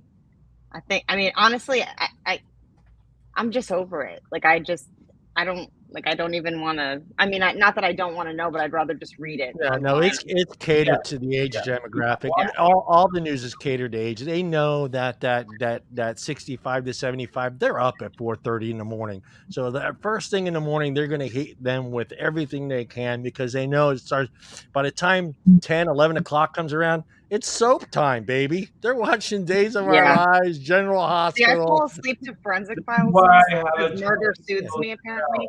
So I wake up to some like morning show, and it's like with this super bubbly chick, and she's so positive all the time. And I'm like, I like her. Robin something, like, because I'm good with, I think it's like HLN or something like that. I'm like, she could tell me the news. She seems nice, and she's not too biased in either way. So, which is good. I just want to know what's going on. I don't want to hear your opinion. If either one of you, okay, if you haven't seen the movie, I will forgive you. Good night and good luck. Yeah. Okay, the Edward R. Murrow story. Yeah. Just beautifully done. I think it was directed by George Clooney. I'm not sure. But I think the role of Edward R. Murrow was played by someone that most people don't know about. Anyway, the film is gorgeously done, and it does depict, I guess, the evolution of news programs reporting the news and news programs actually taking a stand on an issue and calling out Joseph McCarthy for calling out innocent people for no reason. And I do think that was something that was extraordinary. And it wasn't because they did it in spite of everything. They were actually putting their ass on the line. They were likely to lose everything because of this. And Edward R. Murrow said, we can't not have this guy on and go after him. And now it's just become, everybody does that, to where there's really no line that they won't cross just to get people watch. Yeah. As opposed to they have to. So there's no tempering anything. And Allie, I completely agree with you. Reading and watching, it's like the Nixon Kennedy debates. People who watched it said, Kennedy killed it. People listened, said Nixon won. So yeah.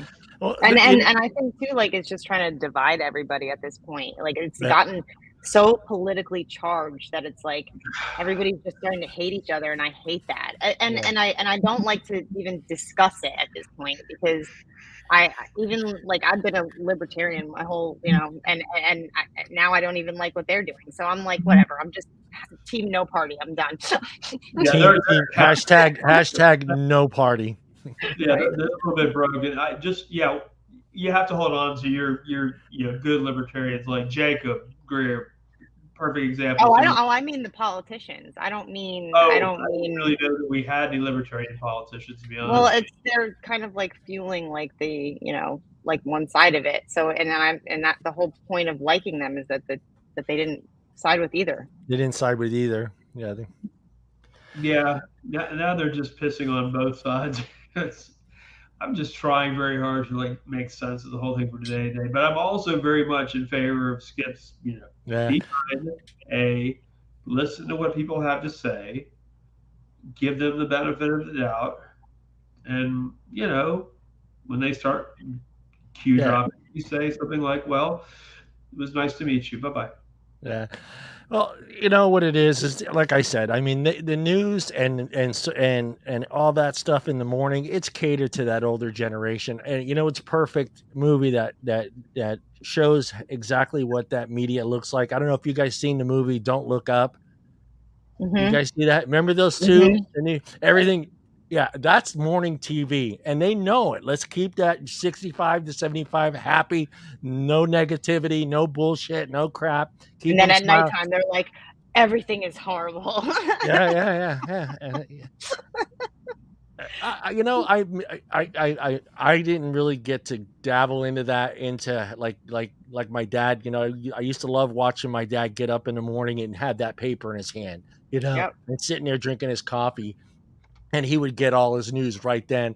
And then maybe he would watch it was the 10 o'clock news, but then that was it. But now it's just like, I grab my phone, but I could look up any article. Someone will shoot me an article. I go look it up. But there's something about just sitting there with your cup of coffee, with the newspaper, and reading it. My stepdad still reads the local paper here, and he will so generously cut out all the negative vape articles and then give them to me so I can read them. I'm like, I don't want to see this. Do you know what I do all day? It's in print. He cuts them out and gives them to you because I swear he cuts them out and gives them to me. Oh man. He's like, because he wants me to see everything that's going on, everything that's being said. You should reach out to this person. I'm like, okay. So you prepare yourself, or he wants to, he wants to hurt you very. No, very he's trying to help me, so I know everything that's going on, which I Yeah, really yeah, do yeah, appreciate. yeah. But I also, at the end of the day, if I stop at my mom's house, I'm like, I don't want to see this. I've been looking at this all day. My mom always says, "What is this thing at the bottom at? What is this email stuff?" I'm like, "Oh man, never mind, Mom." My mom was on Twitter for a day. My mom's on Twitter. My mom's on Twitter. Shit, really? She doesn't have a profile picture though, so everyone probably thinks she's a bot. But I don't think. I just think she can't figure out how to upload one. My mom doesn't have a You're profile a bot. Occasionally, she'll like something that I put up, and I'm like, "Oh, please don't say it." Oh, you want me to go into that one?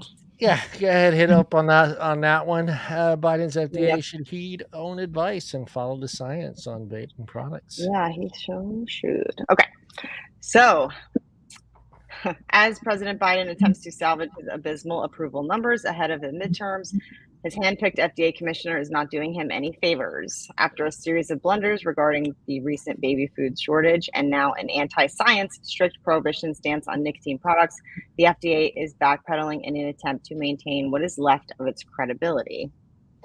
The latest move in this cleanup attempt came when the FDA announced the Reagan-Udall Foundation is being brought to review key offices in the Food and Tobacco departments. While technically independent, Congress created this organization to advance the mission of the FDA and has often shared close ties to higher-ups at the agency. With Democrats in control, it is unlikely the group will hold the Biden-led FDA accountable for its many mistakes and missteps. If the FDA hopes to return it to its mission and avoid potential investigations under a Republican Congress in 2023, it should focus on science-based public health over media gains to boost public perception. So we all know about in September with the whistleblower complaint in the baby food formula plant, warranting that investigation and potential recall. It took the agency nearly 4 months just to request an interview with the whistleblower. And once the recall was established, the FDA had few plans to supplement this shortage.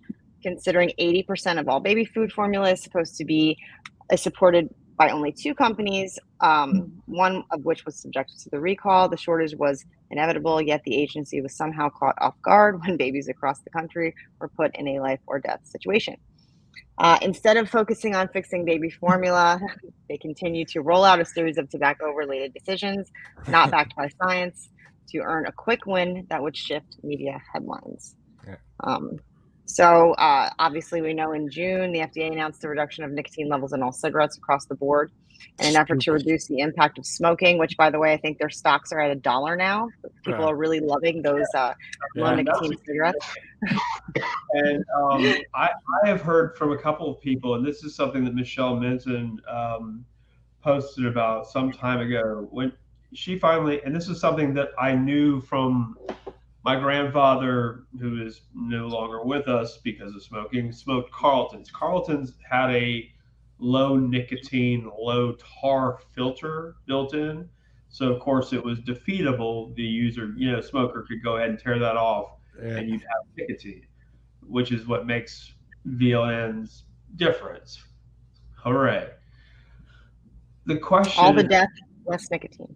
Got it. Here's the thing about the Carltons were my starter smokes, and this is what Michelle tweeted. She said, well, I finally had a chance to try these new very low nicotine cigarettes, and I barely knew I was smoking. 0 throat hit. Absolutely nothing. They are like cigarettes with training wheels. And this is what had been sort of in the back of my mind the whole time. They're down at $1 stock, but the kids love them.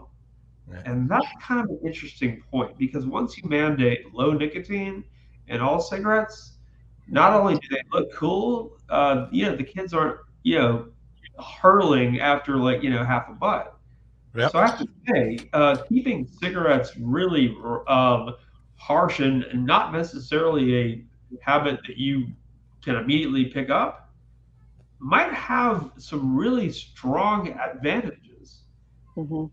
And let's just say I'm very, very, I think the very low nicotine, I think the research that shows that it helps smokers quit is suspect, and the timetable that it takes for your average VLN quitter to actually quit is unacceptable by every possible standard. Right. I don't know exactly how many different ways people don't understand that the longer you're still smoking, however little nicotine, however little few cigarettes after 35, it really does matter. And the people who are going to be smoking in the first low nicotine cigarettes are the ones that need to quit this, immediately. Stay away from it, yeah. And the funny thing is that nicotine is the devil, but high milligram nicotine is the only thing that's getting approved by the PMTA in the PMTA process, and also low nicotine cigarettes. I just can't wrap my head around that. Oh, we need to do lunch and just get it all out because you don't have Yeah. the same brain here. And I just can't. I'm like, so what is the? So there's no step down. There's no getting off of vaping. If that's the yeah. Oh, nice mug. Do you not think that 12 and 18 freebase is harsher or every bit as harsh as the highest salt nic? Well, it's. I mean, I guess some people don't think it. I don't think it is. I think to me it's the PG-VG ratio really that kills me, and I think more PG tends to hurt my throat. Also, anything that has like a citrus hurts my throat. But I mean, I do obviously use salt nic. I use disposables. I use a regular open pod. I use everything. The only reason I use a disposable when I'm on here is because it's not loud. Yeah. I don't get a throat hit with 3 at all. If I move up to 6, then it's a whole different ball game. But you probably use something that's like a high. See, I've always used a 6. 3, I can't. It just doesn't do it for me. Yeah. I think maybe I like the harshness of it. And in this, this is Dimitri. I'm sorry, I waited a long time to get this. It's really, really fucking good, man. And this Vaporesso thing that I don't know how many decades I've had this little rechargeable guy. I don't know what I can't remember what Taro Nano. Mm-hmm. Yeah, there you go. Very little devices. This has 12. I still love my drag. My drag S. That is like Watson, white gold, and the 12 at 30 watts was way, way overpowered. I mean, really, really harsh. Like, couldn't possibly do it. Well, so, in a sub home too, though. I mean, that's even going to be even harsher. Well, it's at 35 watts. That's I'm running 10 milligram at 30 watts, and that's fine, not a problem. Yeah. But I think it's the coil. I think the way it hits, right? I mean, if you're using a sub-home coil, you're going to get a bigger vapor production, so it's going to hurt your throat more than if you're using like when I used an 18 when I started, I used a basic BDC bottom fill tank, 1.8 coil, and then when I moved down in nicotine, I moved up in the bigger systems. I used my Falcon tank for years. Yeah. So I mean, but it's also a higher VG. I went from like a 40 or 3070 PG 70 to a 2080 VG when I dropped, because typically that's Actually, they still do make the equivalent of. It doesn't Logic Logic is owned by. Help me out here, guys. Logic. Is it Japanese International Tobacco? I think so. And anyway, the Logic Platinum Sigalike, remember those? Yep. That's what I started on. That was the first thing I ever bought. Those are freebase, and those are, I think, still 2.4 or. Yeah, they're 24. Yep. And those were the only Sigalikes I ever liked. Be honest. That's because that battery has no power, so you're not getting a hit. Yeah, you're not getting. Yeah. The was great. I thought it was, at least until, and that was a million years ago. They were. We had those here like a long time ago. Before that, it was just the Joytech Ego C, and then they had the little Sigalike that you fill yourself. Yep, Cartomizer. Yep. John, it's your. Is it that time? I still have a landline. Oh, I think your car warranty is expired. That's probably who that is. They're calling me to make sure I'm registered to vote for the 50th time fucking today, dude. Oh, 50th time they're gonna call me. I right now I'm at the point where I would love to have one call me and ask me if my car warranty was expired. If I get one more asking them different questions about what products they offer. Yeah. I don't know. What about this combination? Would I be covered under this possible scenario? Let's say that the moon is actually hollow, like in that new movie with that cute boy. I didn't see that movie. It was an ultimate guilty pleasure. It had its moments, though, but it just goes to show how absolutely batshit crazy Roland Emmerich really is. And I love that kid from Game of Thrones. What's his name? Sam. He was Sam, and he was Sam in Game of Thrones. I don't know what his real name is. He can make the dumbest script palatable. Yeah. But I can see you having hours of fun with telemarketers. Hours of fun. Oh yeah, that's all I get now is that one and my local sheriff's department asking for donations. Those are the two I get every day. Yeah. Can you spare $10? But the funny thing about this article that we were going over is that it was written by Todd Johnson, who is the Republican candidate in North Carolina. That's right. Which I thought that was really interesting. And I wanted to send him an email too. Stepping up in a political, light that's actually talking about. You should send him an email. You should send him an email and get him on the show. Okay. That'd be really cool. I'll try it. Try it. Too. What else was in that article? The FDA crackdown on nicotine products also doesn't follow the left conservative wisdom, right? Is that what? Are you up to that part? I'm sorry. Hang on. I was at to make matters worse. Oh, there you go. Go ahead. Yep. The FDA paired this decision with the denial of Juul's pre-market tobacco product, PMTA, effectively removing the product from the market. Yet again, the agency's unfounded decision is counterintuitive to the protection of public health. Considering the negative impact of combustible cigarettes, many vaping products like Juul provide a less harmful alternative and can offer their smokers their nicotine fix without any of the harmful byproducts. Those two actions have driven many Americans from across the political spectrum to question FDA's motives, and the agency has since issued an administrative stay on the decision after they said that it was a unique circumstance of Juul's application that warranted additional review, aka we had no reason to deny it in the first place. If the FDA's decision was not based on a full and thorough review of the application and available evidence, it begs the question, why did the agency announce its decision in the first place?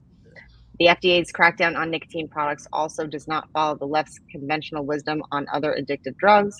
Biden's response to staggering rates of drug overdoses has been to invest in harm reduction programs, including $30 million in the pandemic relief package for initiatives like clean needle exchanges and crack pipes. The hypocrisy is astounding. While the Biden administration has no problem advancing harm reduction strategies for opioids and crack addicts, it's unclear why the FDA continues to peddle total bans as a solution to smoking. Smokers looking to quit need a safer alternative during this transition. The agency cannot earn back its credibility while it actively reverses its own decisions and contradicts the administration's efforts elsewhere. An external review may help to get the House in order, but it's up to Commissioner Robert Califf and those at the FDA to follow the science and adopt harm reduction to protect public health. Wouldn't that be amazing? It would be. Are you on Oyster? When do we wake up to that type of scenario, to harm reduction? It'll never happen. Answer the phone and say, Dave's not here, man.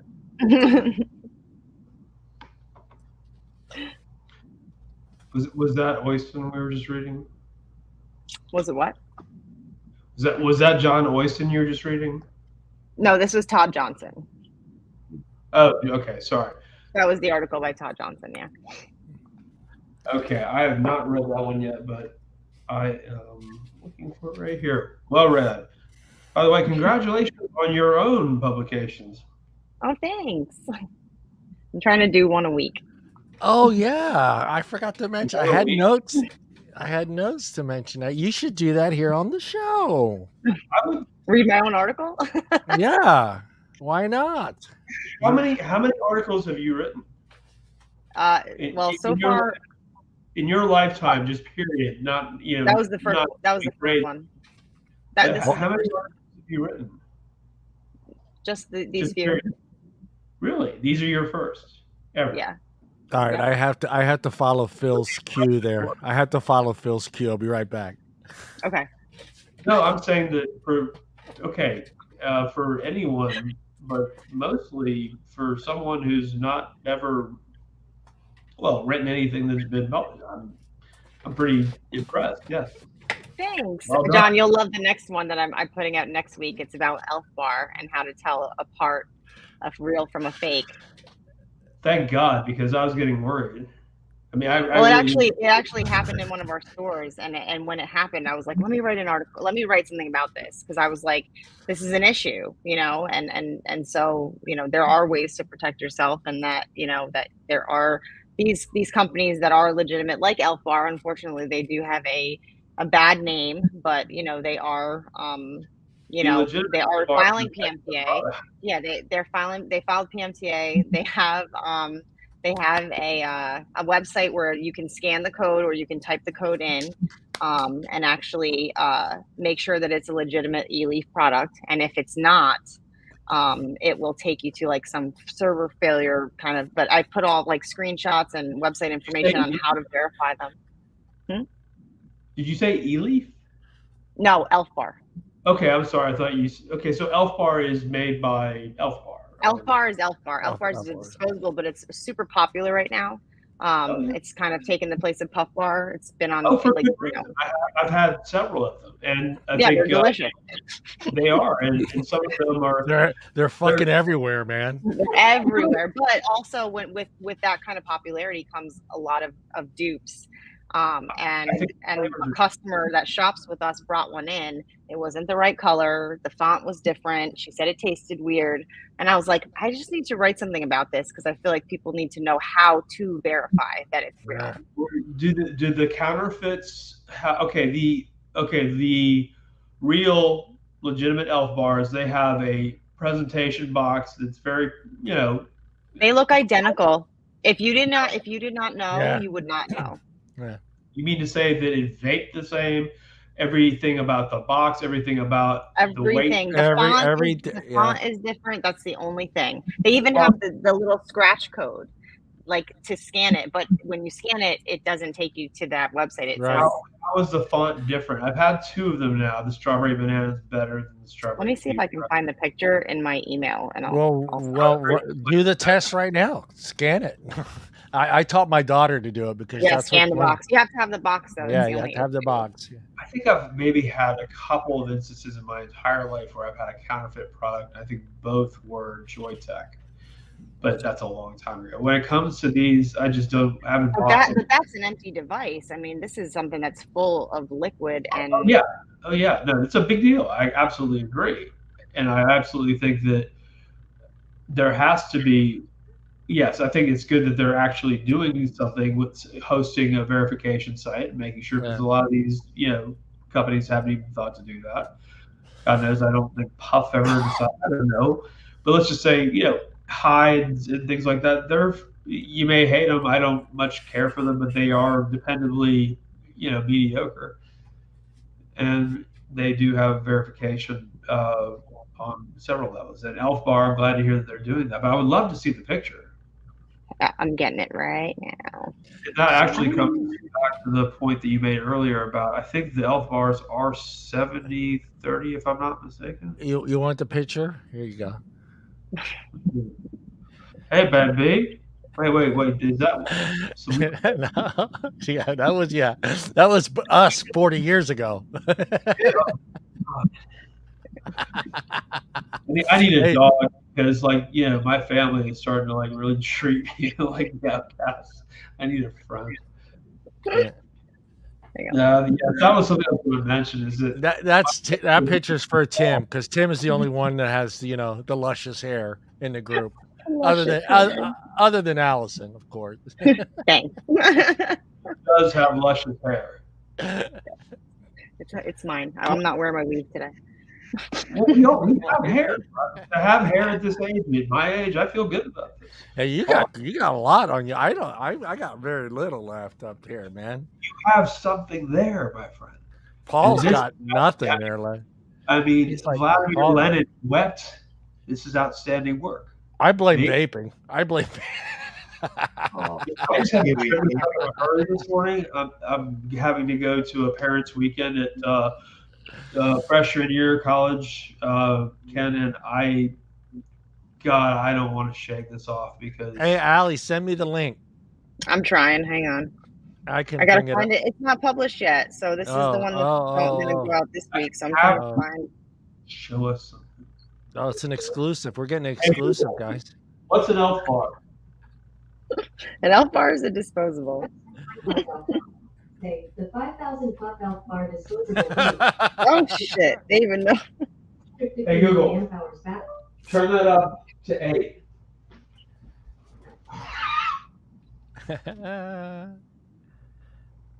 Oh, is that an Alexa? Turn it up to 8. She's slow tonight. I have no idea. You're drunk. All right. Yeah. Go home, Alexa. You're drunk. On the website Lookout.com, they say the 5,000 pop elf bar disposable vape is a rechargeable vape device that contains a 650 milliamp hours battery and a pre-filled 13 milliliters vape tank. Hey, Alexa, play Billy Joel, Uptown Girl. I was expecting her to say something, along the lines of, "Oh, it's Christmas." Come on. Yeah. So I guess they are. I mean, is it not something you get in your stocking? Was it at some point? Like a Yule log, an elf bar. Come on. Yep. Yeah. Maybe not. I was raised Jewish. I have no idea what I'm talking about. That being said, Paul, what time is it where you are, sir? Almost 1 p.m. Oh, it's 1 p.m. now. So we got daylight in Australia. How's the weather? There's actually a whole Reddit all about the verification code for Puff Bar 2 on Reddit. Is there a subreddit with all kinds of different people talking about counterfeits? I know there is. But... You must be 18 and over to view this community. Okay. Oh, no, none of us can look at that. Reddit is like all over the place. It's supposed to be about Puff Bar, and there's absolutely. Oh, there we go. Now we're starting to see White House. I think they just associate everything with Puff Bar, though. Like a vape is a Puff Bar. It's It's so dumb. It's so dumb. It is. Why can't you find it? The first question in that Reddit thread for Puff Bar is, what song annoys you every time you hear it? What does that have to do with? What? Yeah. Do I have to look at Reddit? I mean, this sounds like something I need to see so I can post, so I can register my grievances. Holy crap. Yeah, this is all nonsense. Reddit's nonsense. And then there's a picture of a cat eating corn. Really? I have no idea why that has anything to do with Puff Bar. It doesn't. Okay. Okay, I just put the Google Doc in the private chat. Oh, okay. Can I read it? You can read it. Yeah. You're asking about the weather. Well, it's overcast today. It's a public holiday. Access denied. Access. Why? Request access. Yeah, you need access. Email letting you know if your request is approved. You just have to go ahead and make it. Okay, hang on. I just did. I just unlocked it. There you go. Got it now? Let's see. Hold on. Let me try that again. I sent it again. Okay. What the fuck? That's the Puff Card thread. Puff Bar thread. The cat. Copy of the Vaping Black Market in the U.S. Yep, that's it. Okay, let's see here. A cat eating corn. Can you hear me? Here's a sneak peek at the growing vaping black market. Disposable vapes, they're everywhere right now. And with some state bans on flavors and the implementation of the 21 and over tobacco rule, we are seeing more and more of these devices that are not authentic. This makes me wonder, is this a preview of what a dangerous and unregulated, whoa, what is going on here? It just tried to take me to office editing. Okay, now, where was I? Okay. Come on. Okay, this makes me wonder. This is a preview of what a dangerous. Elf Bar, the new Juul puff bar, is one of the most popular disposables on the market right now in the U.S. Personally, I do not have an issue with disposables. They are convenient, and a lot of vapors use them to quit smoking. We all know that quitting smoking with vaping is not a one-size-fits-all solution. Amen. Options are what make vaping so successful. I believe that all forms of harm reduction should be embraced and approved in the U.S. What we are beginning to see now, however, is more of an issue. When closed pod systems were heavily restricted in the U.S. and disposables were spared, we saw a flood of disposables hit the market. Some reputable companies just tried every avenue to stay afloat, but what we also saw were a lot more new brands coming into the U.S. from China. Elf Bar, which does currently have a PMDA file for their synthetic disposables, quickly became a hit and just as quickly took the place of Juul and Puff Bar as public enemy #1 in the eyes of organizations like Campaign for Tobacco-Free Kids and the Truth Initiative. Elf Bar itself is not the issue. The clones of these disposables are. To someone who doesn't know how to verify their disposables, Elf Bar offers an option on their website, elfbar.com, and verify. At eSig Charleston, we have an internal group chat to share information instantly between locations. Way to go. Just yesterday, we had a customer come in. Wow, look at this. Mm-hmm. That is very, very noticeable. Had a customer come in saying their disposal she purchased at another shop tasted funny, good to know, and didn't look right. See the image below that the employee provided in comparison to an authentic Elf Bar product. Authentic product is on the left side of the image. Wow. So, wow. All right. So you have on the left the strawberry banana is and a strawberry banana, which by the way, that's the color. That's the strawberry kiwi color. I was about to say that's the one I like less, and I'm really so they do really make a fair screw up for someone who's familiar with the different colors. The only difference aside from the color, as you can plainly see, it is easy to be fooled by these actual clone products. The employee then went a step further and used Elf Bar's online verification to see if she could verify the customer's product and then our product. The first glimpse of what a black market could look like here in the U.S. is a real eye-opener. If the FDA really wants to do what is best for public health, it should approve more products from responsible companies that are only selling these products to adults to help them quit smoking. Vaping is not going anywhere. The idea of all these products all being pushed back to a black market is truly scary. There is no way in my mind that a black market for vaping is safer than a regulated one. It can't be. And if the FDA hasn't learned how dangerous prohibition has been in the past, I feel they will quickly learn that the decisions they are making are truly not appropriate for public health. I hope they recognize this error before someone gets sick or worse. It's very, very, there's nothing about anything you wrote there that is the least bit melodramatic. It is all extraordinarily real and very much now. Wow. Nicely done. I'm so glad to see that they were dumb enough to make the strawberry banana, strawberry kiwi color. Yeah, but if you're a consumer that only goes into that shop, you would come into our shop and think that we're selling something that's not a legitimate product. Right. It tastes funny tells me if it tastes funny. Well, that was a customer that also shops with us, though. Yeah. But it tastes funny is synonymous with it tastes not good.